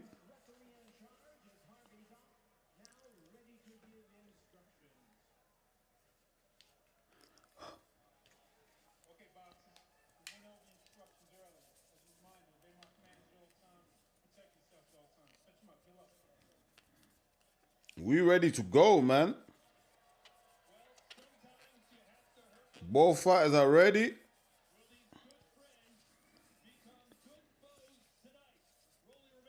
Should be a good one. Both guys are friends.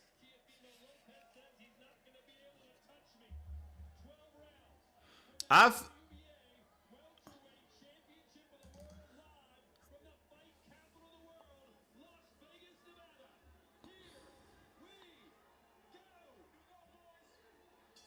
Let's go. Let's go. Teofimo Lopez says Rolly won't be able to touch him. Let's see, man. Let's see, man.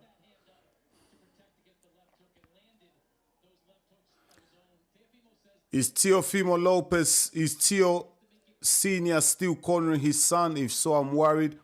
Yeah, I think Teofimo Lopez Jr. is in the corner, I believe. I'll have a look. I'll take a look. I haven't really been following the build-up of this fight. I'll have a look in between the rounds.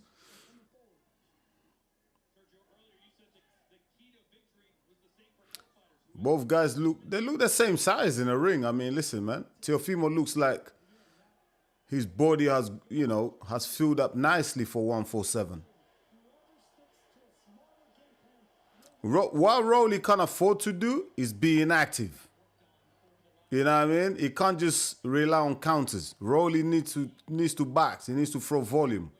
Because Teofimo Lopez, once he gets into a rhythm, starts throwing volume, he can't run away with fights. So if I'm Rolly, I'm matching that. I'm matching that volume.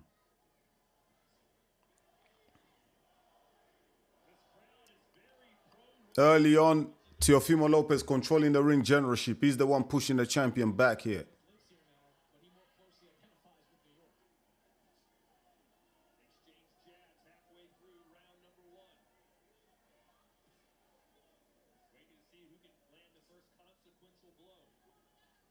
Teofimo just targeting that body of Rolly. It's good early on.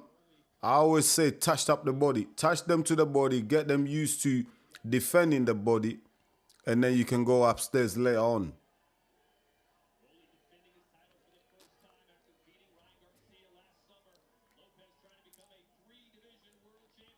See that Teofimo doesn't want to commit to anything right now because Rolly Romero is looking to roll those big shoulders of his and come back with that right hand. Teofimo's big. Oh, good left hook there from Rolly. Both guys respecting each other, man. You can tell there's a lot of respect between the fighters. Obviously, they're good friends. They've known each other for a very long time since the amateurs as well. So, a lot of respect. But, listen, at the end of the day, man, this is a championship fight. The belt is on the line, man. You know? After friendship for now, park it. Let's go to war.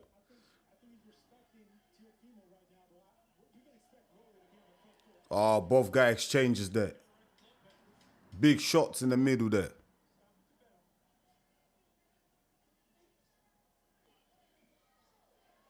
What I will say that Teofimo looks confident. First round, Teofimo does look very confident. It's a fight that is, listen, it's going to have to explode at some point, man. Both guys just feeling each other out in that first round. I think I give it to Teofimo Lopez. I give it to Teofimo Lopez just on ring generalship. You know, there wasn't much really between the fighters, to be honest. On ring generalship, Teofimo Lopez just about edged it. But there wasn't really that much in that round, you know. It was like more of a feeling out process. But I feel like Teofimo Lopez landed the cleaner shots of both fighters. But nothing much in it. You know, if you give it to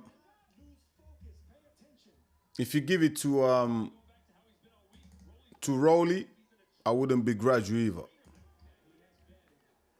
Second round, let's go.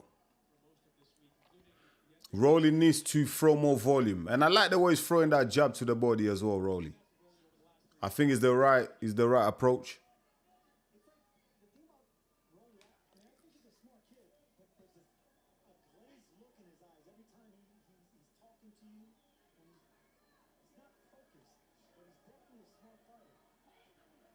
Big right hand to the body there of Teofimo Lopez from Rolly Romero.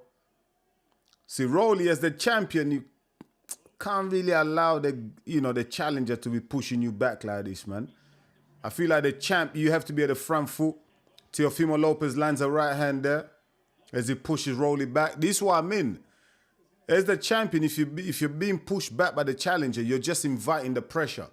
You know, you're allowing the challenger to build a confidence. You know, you're just allowing them to grow in confidence. And that's what Teofimo Lopez is doing now. You know, Rolly's just reacting now to everything that Teofimo Lopez is doing. For me, if I'm Rolly, the champion, I'm pushing you back. You're coming up from 140. So I'm pushing you back. I'm showing you who's boss. I'm showing you I'm the big guy. I'm the strong guy. You know, I just feel like at the moment, Rolly's just respecting Teofimo Lopez a little bit too much. He's reacting, you know, jumping back to every punch. I just want to see Rolly just take control of the fight. Easier said than done, though.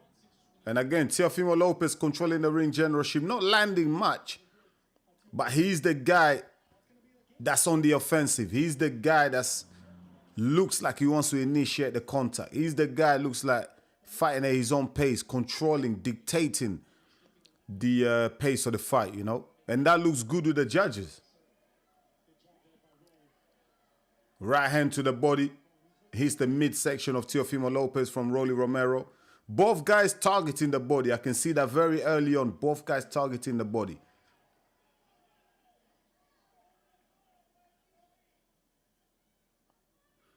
A lot of lateral movement from Rolly Romero early on here, man. Being pushed back onto the ropes by Lopez. Lopez looking comfortable. There's a bit of swagger about Teofimo Lopez in this fight so far. Ooh, Rolly had an opportunity for a counter right there. Check left hook there from Rolly Romero and a jab as well. Followed up to follow up. Good right to the body. Whoo! Right hook missed by Teofimo Lopez. Good upper body movement there from Rolly Romero.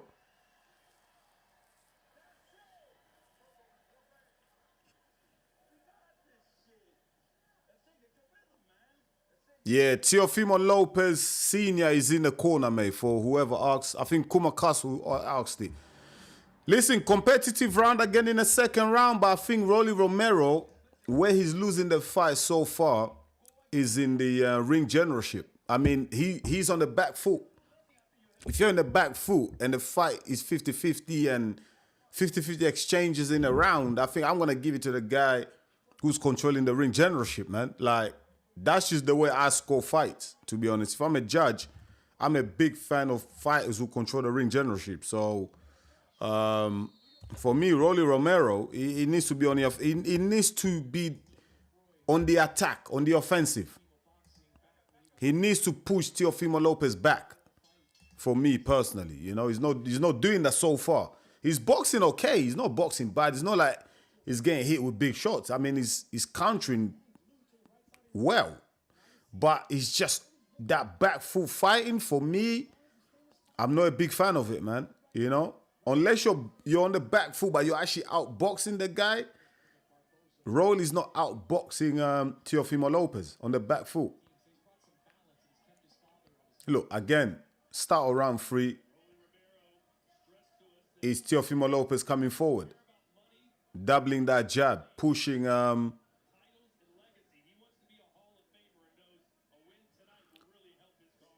Teofimo Lopez pushing Rolly Romero back. Right hand from Teofimo Lopez. Rolly Romero rolls with it. Rolly Romero goes to the body, big right hand.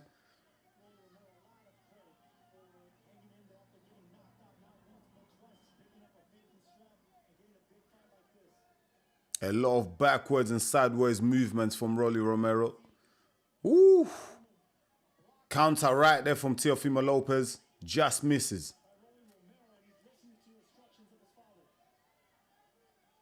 Both guys are trained by their fathers, right?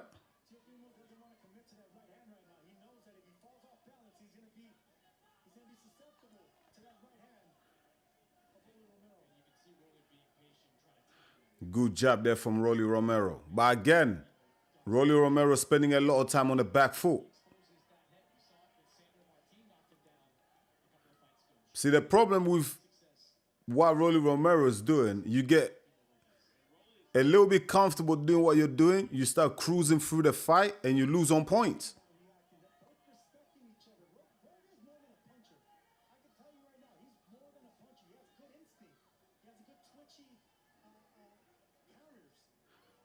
Double jab there. Oh!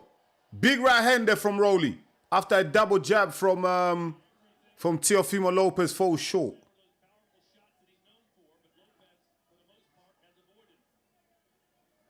The volume from Rolly just ain't there. He's throwing decent shots in moments of the rounds, but it's not enough. There's not enough volume for me, personally.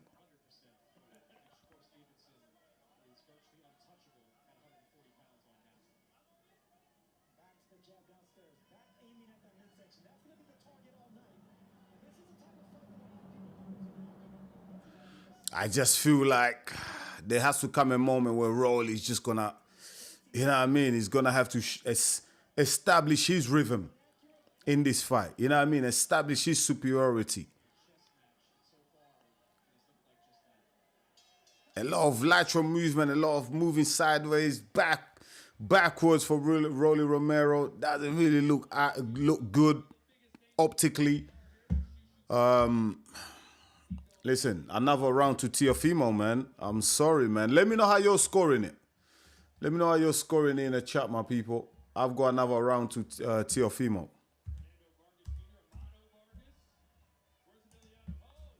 Anyone given Rolly any rounds yet? I haven't. All 3 rounds so far to Teofimo. Is Teofimo on the attack? Yeah. Just like Godson says, Teo chasing him around the ring, hunting him down. Exactly. And who do you think that looks good to? Like, you know what I mean? If you're a judge, like, who you scoring it to? I'm going to be scoring it to the guy that's doing the chasing. The guy that, you know, the guy that actually wants to engage. The game plan of Rolly Romero is like, yo, let's fight on the counter. I just feel like as the champion, you need to dictate the pace of the fight. You need to be the aggressor in there.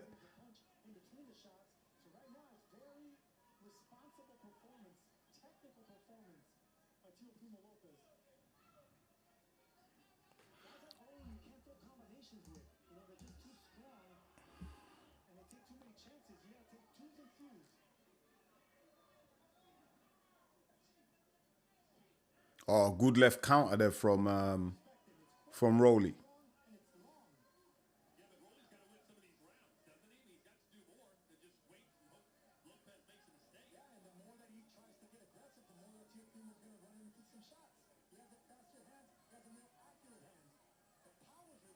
Better round from Rolly Romero here, trying to be a little bit more aggressive, trying to be first to the punch. But both guys respecting each other's counters, you know, like both guys are not fully committing to the right hand because of the counter. Good right hand there, good right counter there from Rolly Romero, but both guys are not really fully committing yet. They've got enough, you know, they've got respect for each other. They don't want to get caught with something big, you know, in the counter, so they're not fully committing, but Rolly Romero does need to start winning some of these rounds, man. I mean, you can't just give up the first half of the fight. You know, you can't do that. Then you're playing catch up. Then you're gonna have to take more risks, and then you know you end up running into something big. Yes, fight smart, but at the same time, you gotta start banking some of these rounds, man. At the moment, I just feel like Rolly's just trying to get a counter there. Good right hand there from Rolly. And I actually think like if Rolly actually, you know, steps it up and puts the pressure on Teofimo, it can hurt him. It can discourage him, you know? But I just feel like right now he's just playing it too safe. You can lose your belt here, man. You can lose your belt. Oh! Big left counter there from Rolly. Big left counter there from Rolly. Big left counter there from Rolly. That got the attention of Teofimo. And that is what I said by both guys respecting each other's counter. See, Teofimo fell short with that right hand. He got countered with the left. And another left counter there by Rolly.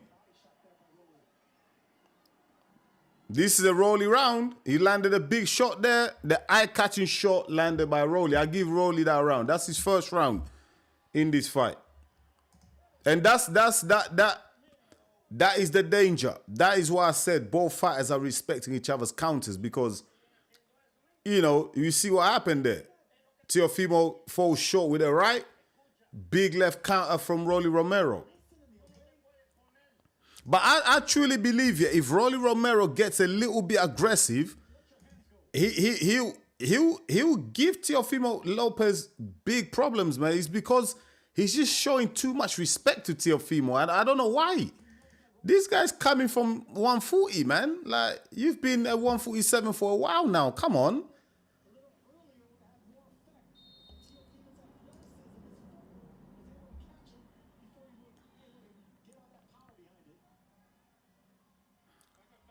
Round 5 coming up. Let's go.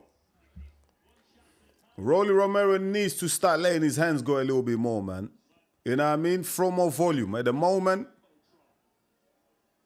the volume is with Teofimo Lopez. Even though Lopez himself hasn't really landed anything of significance, but he's still landing the volume and he's winning the rounds. Rolly Romero trying to capitalize on mistakes and catch Teofimo Lopez on the way in with a left check hook. And again, that left lands again. And Teofimo Lopez, what he's doing is dropping that right hand now. That's why he's getting counted.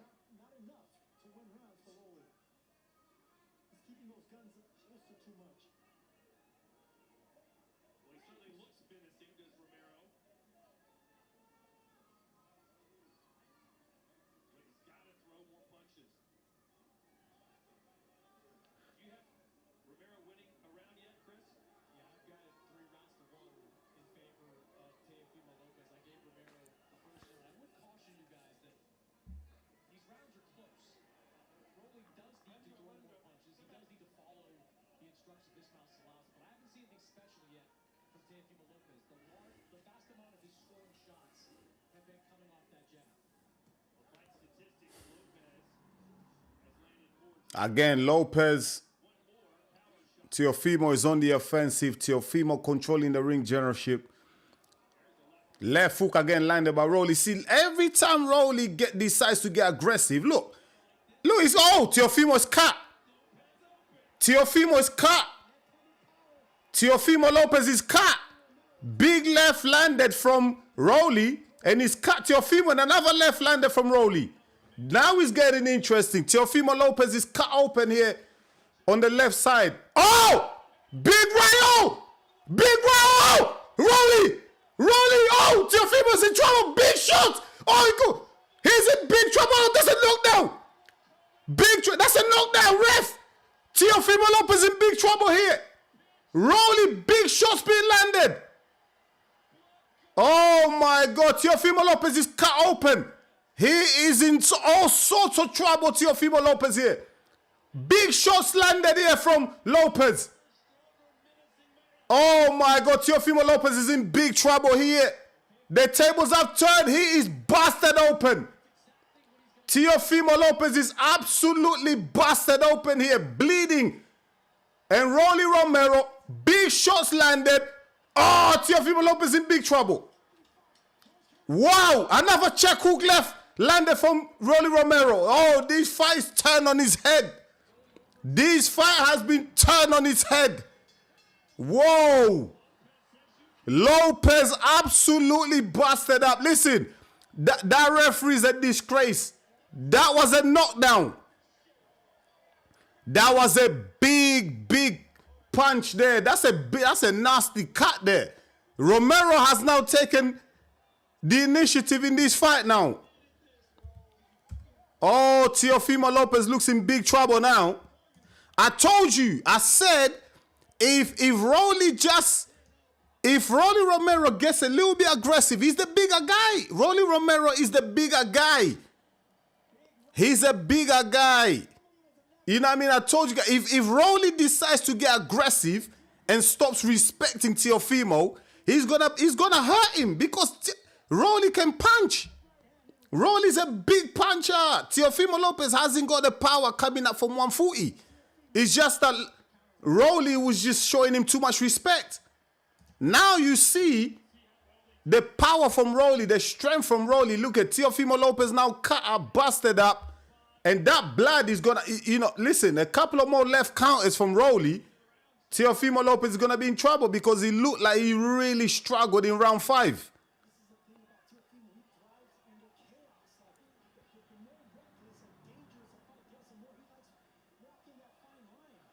Teofimo Lopez now is going to, instead of just going back to boxing, I feel like Teofimo Lopez is going to try and take more risks. And he's going to be he's going to get caught by the counter left again from Rolly. Rolly needs to go back on the front foot. Why is he back on the back foot, man? Why is he allowing Teofimo Lopez to regain his rhythm? Good shot there to the body from Lopez. Rolly, oh my days. Rolly's not letting his hands go. If he lets his hands go, he's going to have Lopez in all sorts of trouble. Good shot to the body there from Teofimo Lopez.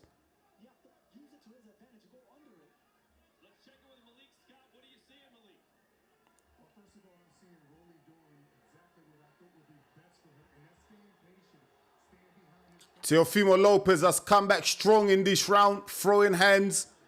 But there's still plenty of this fight left, man. And that cut on Teofimo is only going to get worse because he's going to get caught with way more left hooks.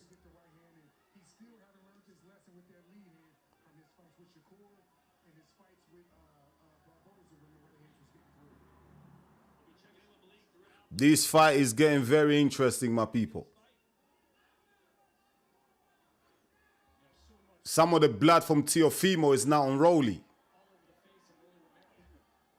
Rolly goes with a looping right hand, misses.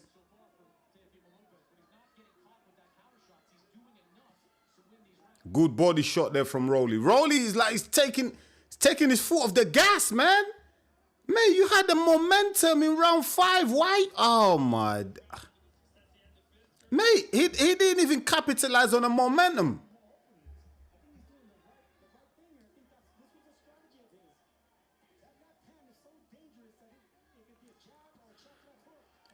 Rolly's just allowed Teofimo Lopez back into this fight, man. Like, you had him on the ropes.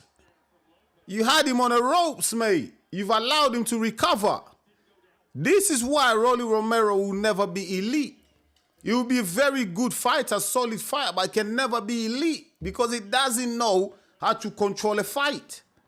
He doesn't know how to take the initiative. He lets fighters get away with it. See, now he's lost that round because of inactivity. Not enough volume being thrown. Listen, you just had a guy in trouble in round 5.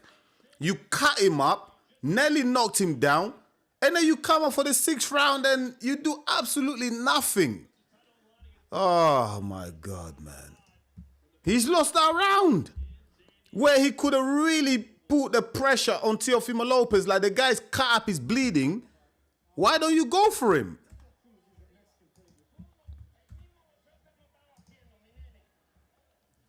It's like Rolly Romero decided to take the 6th round off.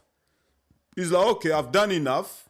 You didn't knock down Teofimo Lopez in round 5. Like, if he scored a knockdown, then he gets a 10-8 round. We get it. You can kind of chill out, take off round 6. But you didn't score a knockdown. You won the round 10-9, but you didn't score a knockdown. So why are you taking off the round in round 6?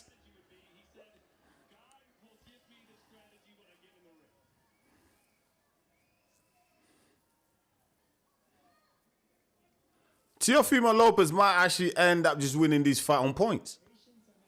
If he just keeps boxing the way he's boxing.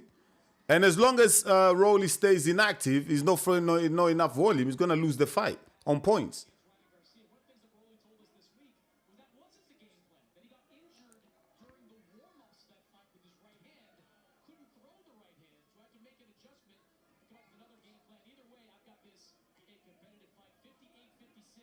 in favor of Teofimo Lopez. He got rocked in that fifth round, but Oh, left hook lands there for Romero. is giving the right advice. Rolly's got to get more active. When he hurts Lopez or clips him, that's when he has success. But rounds like the last one and the way this one's starting, love Teofimo Lopez. Teofimo Lopez catches Rolly with the left hand as well there. Rolly just not letting his hands go, man. So frustrating. He's looking for the counter all night, right? That left counter. That's what he's looking for. Oh! Big right hand there from Rolly. Go on, go on, go on. Oh, my day. Louis slows down again. Every time Rolly gets any type of momentum, lands a big right hand, the crowd goes wild. He doesn't follow up. He doesn't go for that. He doesn't capitalize on the momentum. Then he allows Teofimo Lopez to recover. Mate, you gotta take advantage of that momentum. You have to step your foot on the gas. This is what differentiates the very elite fighters and the good fighters. Good fighters, they don't take advantage of the momentum. They don't go for the kill. Elite fighters do that. As soon as they hurt the opponent, they go for the kill. They don't let them get away with it.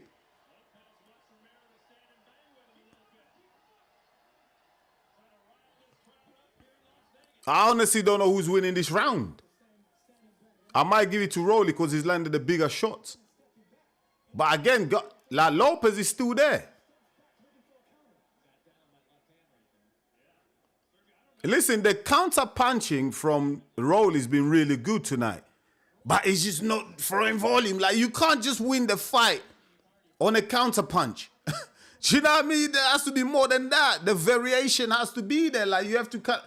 Do you know what I mean? Like, you have to mix it up more than that to win the fight. Like, Garcia's throwing combinations. Rolly's not throwing combinations. He's just relying on a counter. And he lands another counter there. Oh! Oh! Oh!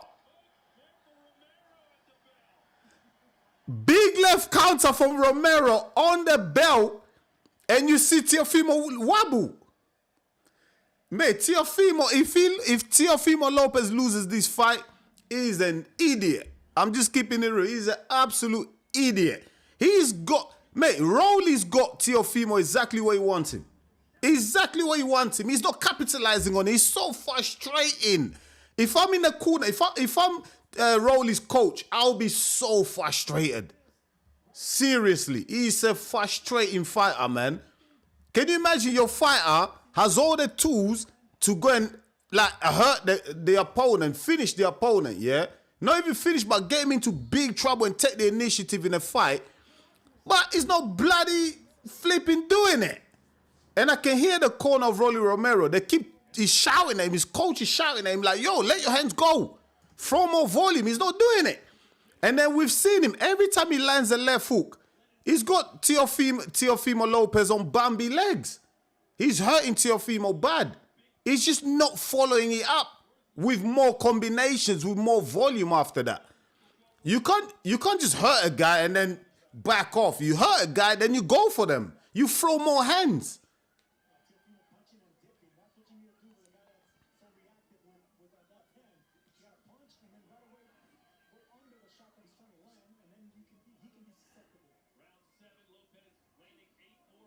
Good shot to the body there from Rolly, but we need to see more.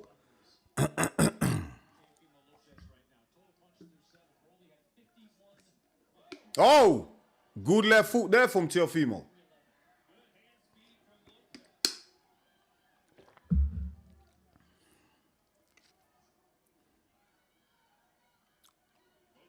Oh, big right hand just missed from Rolly there.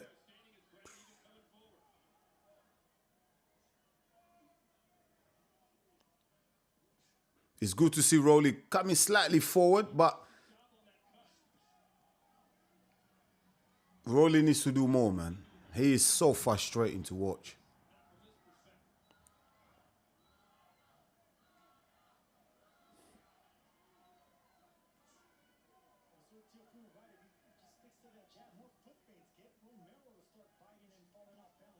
Good shot to the body there from Teofimo. Teofimo he's doing a great job actually. Since he got wobbled in the fourth round, wherever it is. You know what I mean? He's boxed really well, man. He's using the jab, you know what I mean? He's going to the body. And Rolly, like, he's so frustrating to watch. He's actually pissing me off. Mid-rounds now, man. You got to pick up the volume, bro. Much better. Romero pushing the pace, but not really throwing. Oh, nice counter there from Teofimo. Teofimo just throwing volume.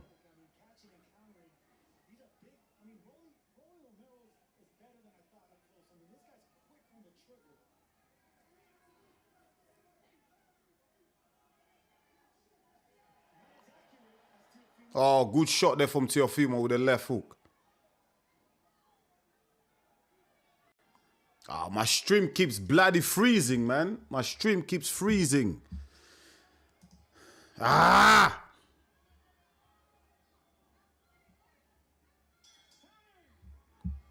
That's a Teofimo Lopez round. And he's so bloody Rolly's fault, man. He's an idiot.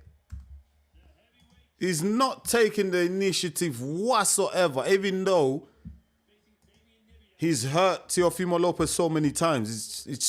He's gonna lose on points, man. The guy is just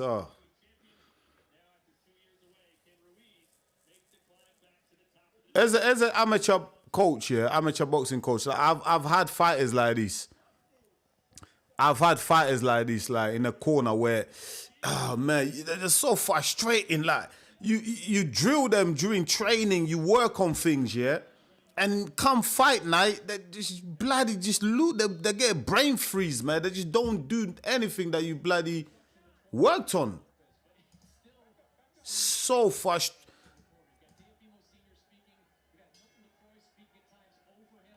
As a coach, it's so frustrating.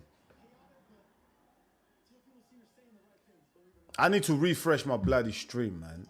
Ugh, my stream keeps bloody freezing.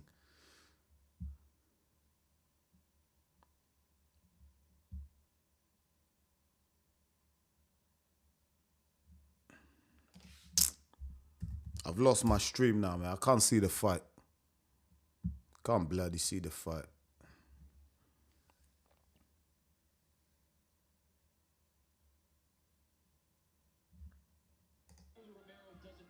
I can hear the fight.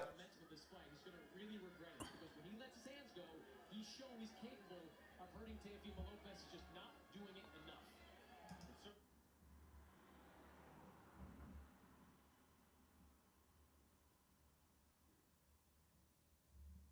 I've lost my bloody stream. I can't see. I can't bloody see. I've lost my stream. I can't bloody see. I can't see the fight now. I've lost the visuals.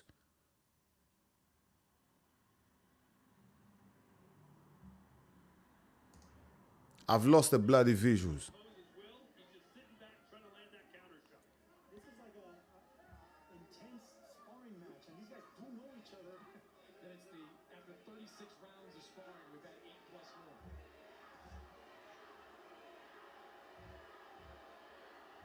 Chance of Teo getting grounded out right now. But he's the one in charge.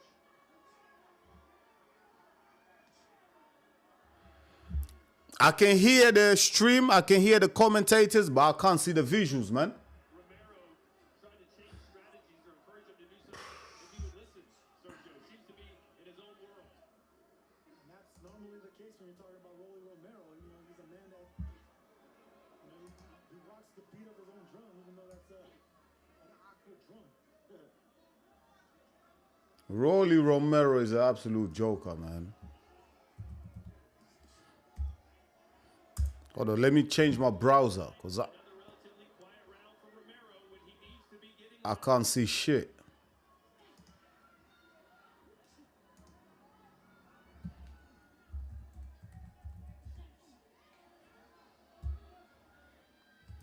from what I'm hearing in commentary, Romero is not doing shit again in this round. He's decided to take another round off. Been facing, fighters like Lomachenko and Josh Taylor, plenty others. You're not going to fight a guy like Teofimo. You have to press him. That's another Teofimo Lopez round.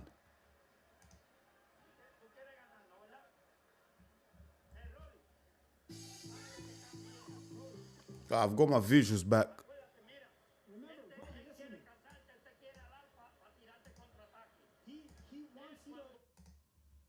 Rolly's losing this fight, man. He's an idiot. Rolly's losing this fight, man. He's an idiot. Absolute idiot, mate. Sorry, but Rolly, I don't know, mate. I can't have Rolly as my fighter. It's kind of wild. There's just no reaction whatsoever from Rolly Romero. Not that you expect a lot of conversation in the corner, but at least Rolly Romero is an idiot, man. Mate, you're the champion. You've hurt this guy multiple times. But you're not bloody throwing hands, bruv. What's this about, man? I'm telling you, my people, as a coach, he's the most frustrating thing in the world, man. Seriously.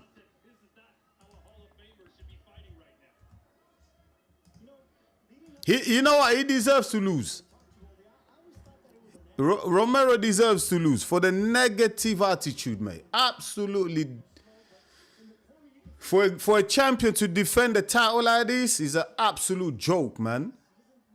Look, 9th round, not throwing volume. One thing that I noticed that Tia, in my opinion, can do a little bit more. We're saying that Rolly is not taking enough chances, and he's not, especially for the guy that hurt the other guy 2 times. Tia could pick up the pace a little bit too, of course, with his lead hand up, but he could take a bit more chances because it's not a lot he's doing like here. He landed with the 2nd and 3rd effort. I'm really ready to see both of them pick it up. I'm hoping that the 11th and 12th round be a lot more entertaining from both guys. I'd like to see These fights just dying out, man. These fights just dying out, man. And it's all because of Rolly Romero. about where I stand on the scorecard. And there's only one of these guys in the ring that has game-changing power. So I'd want to stay away from any type of adversity, any type of danger against Rolly Romero. Nah, Rolly ain't knocking nobody out, man. Rolly ain't gonna knock nobody out, man. He's too negative, man.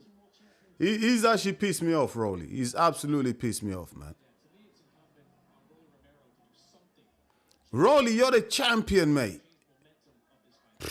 Saying it, and round after round, it's Ishmael Salas in his corner saying it. Sergio, is there a chance that maybe Romero thinks he's winning this fight? That he doesn't need to do more? I don't even want to try to get in your head.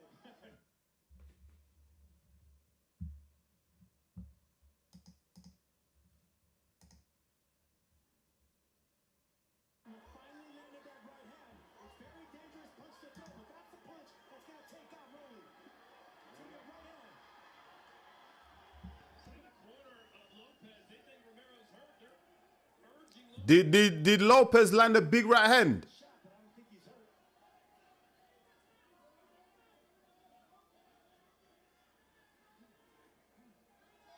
of those jabs the last one, but they don't connect. You know, this crowd is very pro Romero, but he just hasn't given him much to Oh, big right hand there from Teofimo. And Romero in full retreat mode here.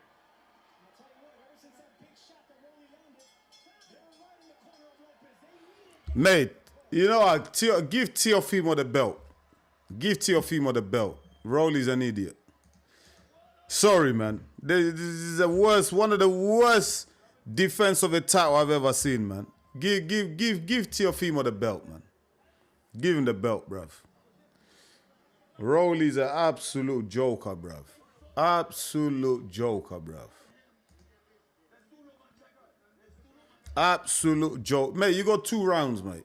2 rounds to fucking keep your belt, mate. Absolute disgrace, mate. What a joker.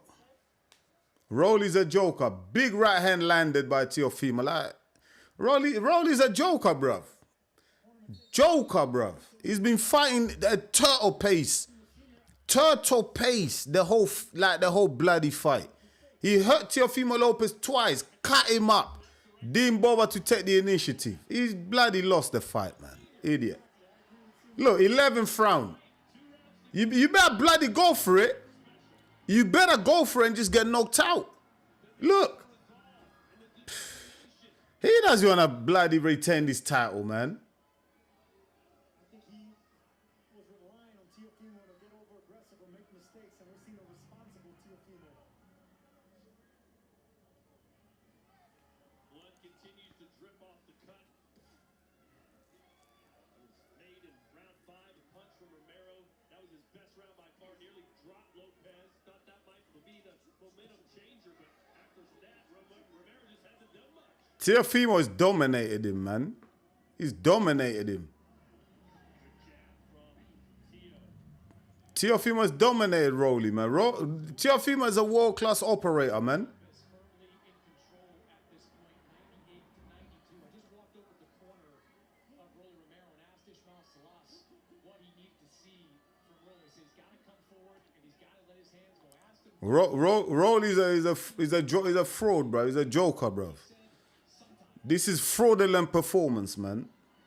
Teofimo finally going under the left hook of Rolly. I think that would have been better for Teofimo. It didn't cause Rolly to hit air, like miss completely with that left hook going under it. Teofimo has just out-hustled Rolly. Just out-hustled him. Teofimo didn't have to do anything special. Just out-hustled him. And the thing is, yeah, Rolly Romero is on his bike in the 11th round as if he's winning the fight. You're losing, mate. You're about 8 rounds down, mate. To the top to the head. Rolly has a big enough shoulders to roll with it and come back with a strong right hand. Absolute joke of a champion. Romero as he continues to go backwards, Chris. Yeah, he's looking for that one check left hook that can land a straight right hand. They clipped Teofimo with a couple of rounds ago, but each round is just starting to look the same. Round after round, Teofimo chasing Rolly. I mean, how many jabs has Rolly thrown in this fight? How many jabs has he thrown? He's not even thrown the jab. He's just looking for the left counter or the big right hand. He's done absolute nothing apart from that. He's relied on one shot the whole fight. Fighter like Teofimo Lopez. Too athletic, too gifted, too sharp, too smart.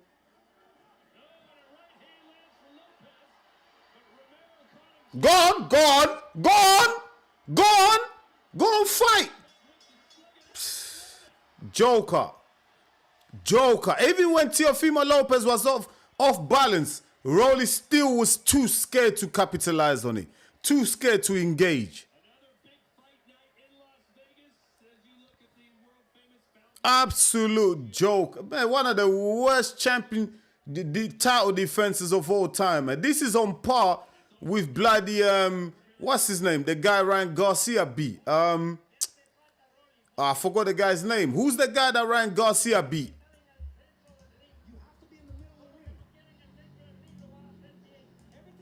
Who's the guy that Ryan Garcia beat to win the WBC title?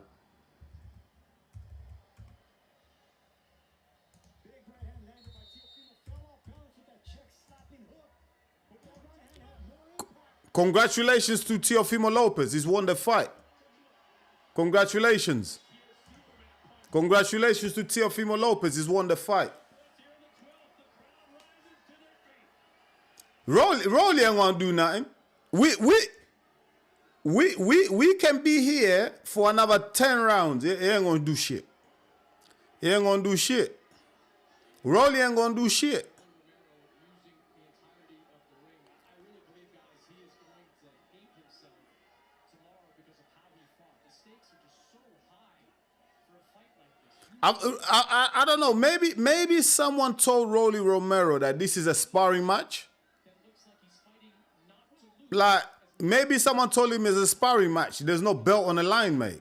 Like, mate, this is your title defense, mate. Your first title defense, and you put up this type of disgraceful performance, mate.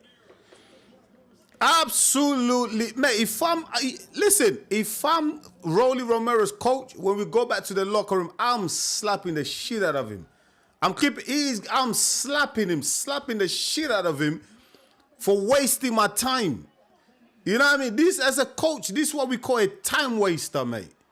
Absolute time waste. He's getting slaps, smacks, just for wasting my time, bruv. You train for bloody 12 weeks to go in there and pull up that type of fucking performance, mate. Joker. Absolutely embarrassing. Yeah, that's his name, Mario Barrios. Mate, this is the same level of title defense as Mario Barrios. He's that bad. And you know what's frustrating? The frustrating thing is Romero is actually better than Mario Barrios. Romero can actually box. He's got power. Romero could have been aggressive if he chose to. But for some reason, he's been sleepwalking in there, man. Look at me, still on the back foot, still running away as if he's winning by 9 rounds.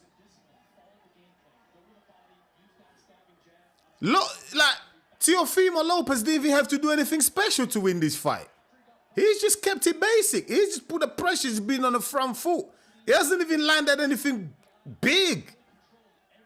He's just thrown volume. Oh my,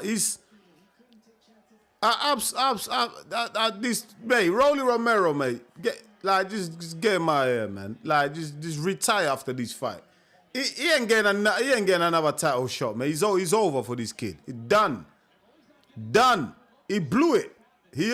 Mate, if he beat Teofimo Lopez, can you imagine the opportunities that would have opened up for him? The fight he could have got, the big money he could have made. Look at him, still on the back foot, still running around. This guy's still running around. He's still running around. Congratulations to Teofimo Lopez, free weight division champion. All thanks to bloody idiot Rolly Romero. Look at him. Bruv, man, this guy, look, why you hugging him? You're an idiot. Why you hugging him?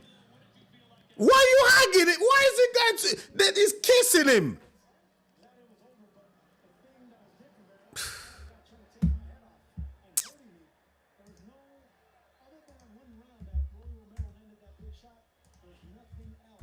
Rolly Romero, one of the worst ever title defenses I've seen in my life.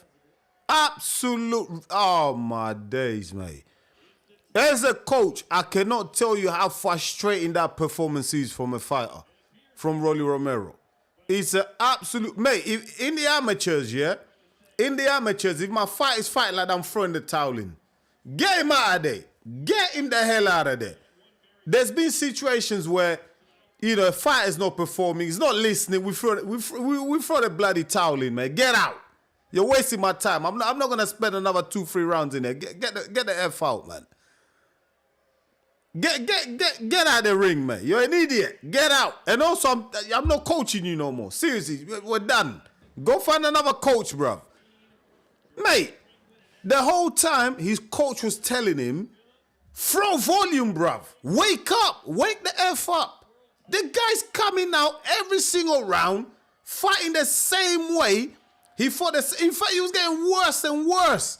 Every round, Rolly Romero the champion. You're meant to get better as the rounds go, right? Build momentum, get more aggressive, get more urgency into your game. Rolly Romero got worse as the rounds went on. He got worse and worse. Mate, Rolly Romero is going to wake up tomorrow. He's going to absolutely hate himself.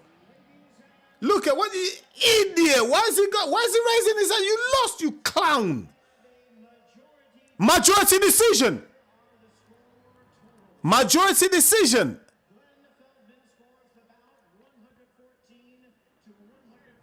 Nah. That is not a draw. Why an idiot? Nah.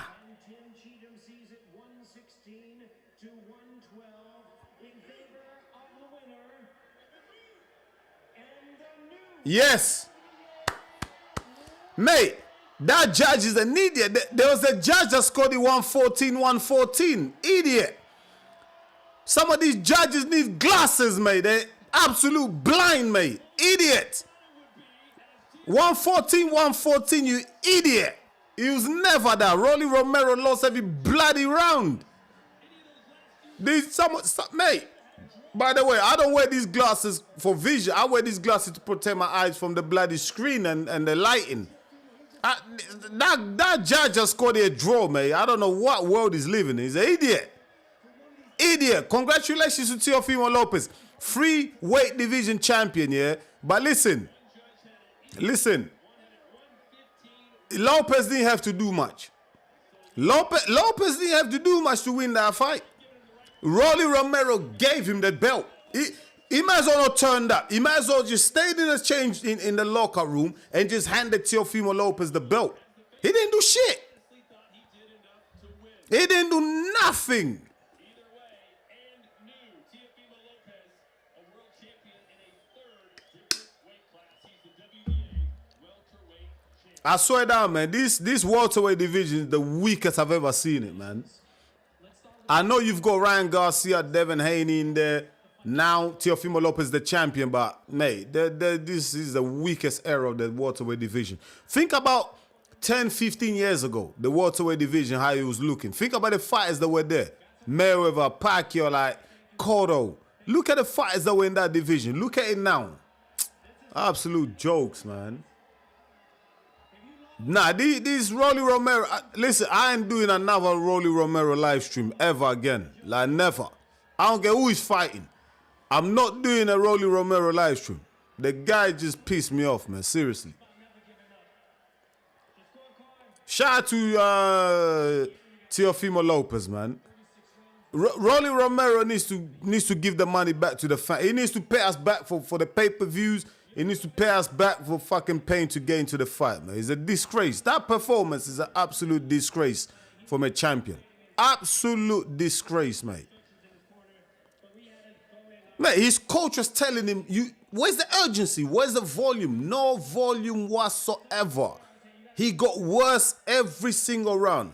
Apart from round 4, where he hurt Teofimo, it didn't do nothing the whole night. He's just looking for the left counter or the big right hand.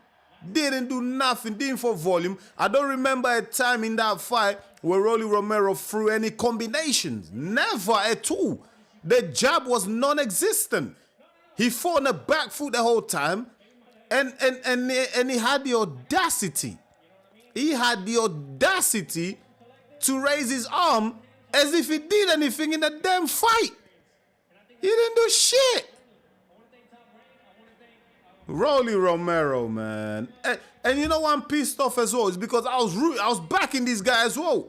So it made me look like a right mug. Rolly Romero made me look like a right mug. I was backing him to win.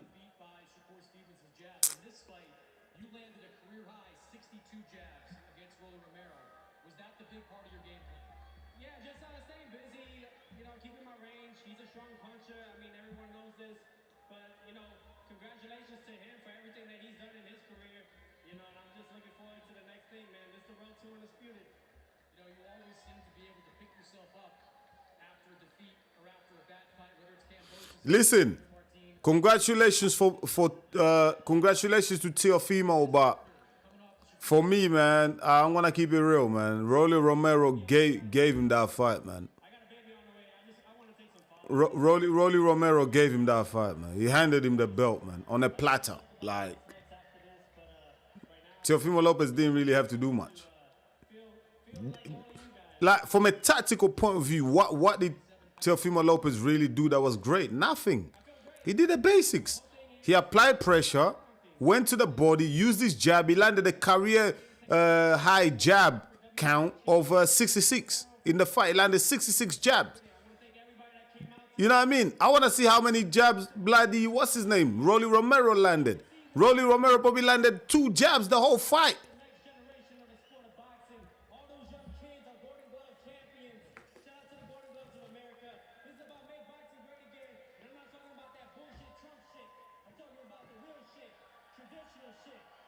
Let's bring back to boxing.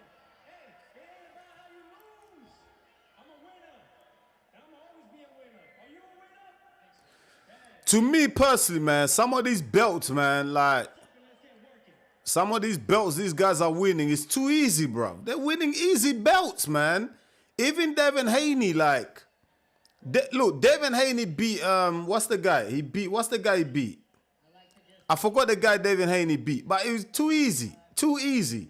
Ryan Garcia beats Mario Barrios, too easy. Rolly, that you did enough to win. All right? Rolly Romero says 2 words and he walks out the ring. Get out of the ring, get the hell out of the ring, you disgrace, man. Get out, man. I don't want to see your face again. See, listen, if I don't watch a single fight of Rolly Romero ever again, I'll be a very happy man. Seriously. He might, on that performance, he should retire.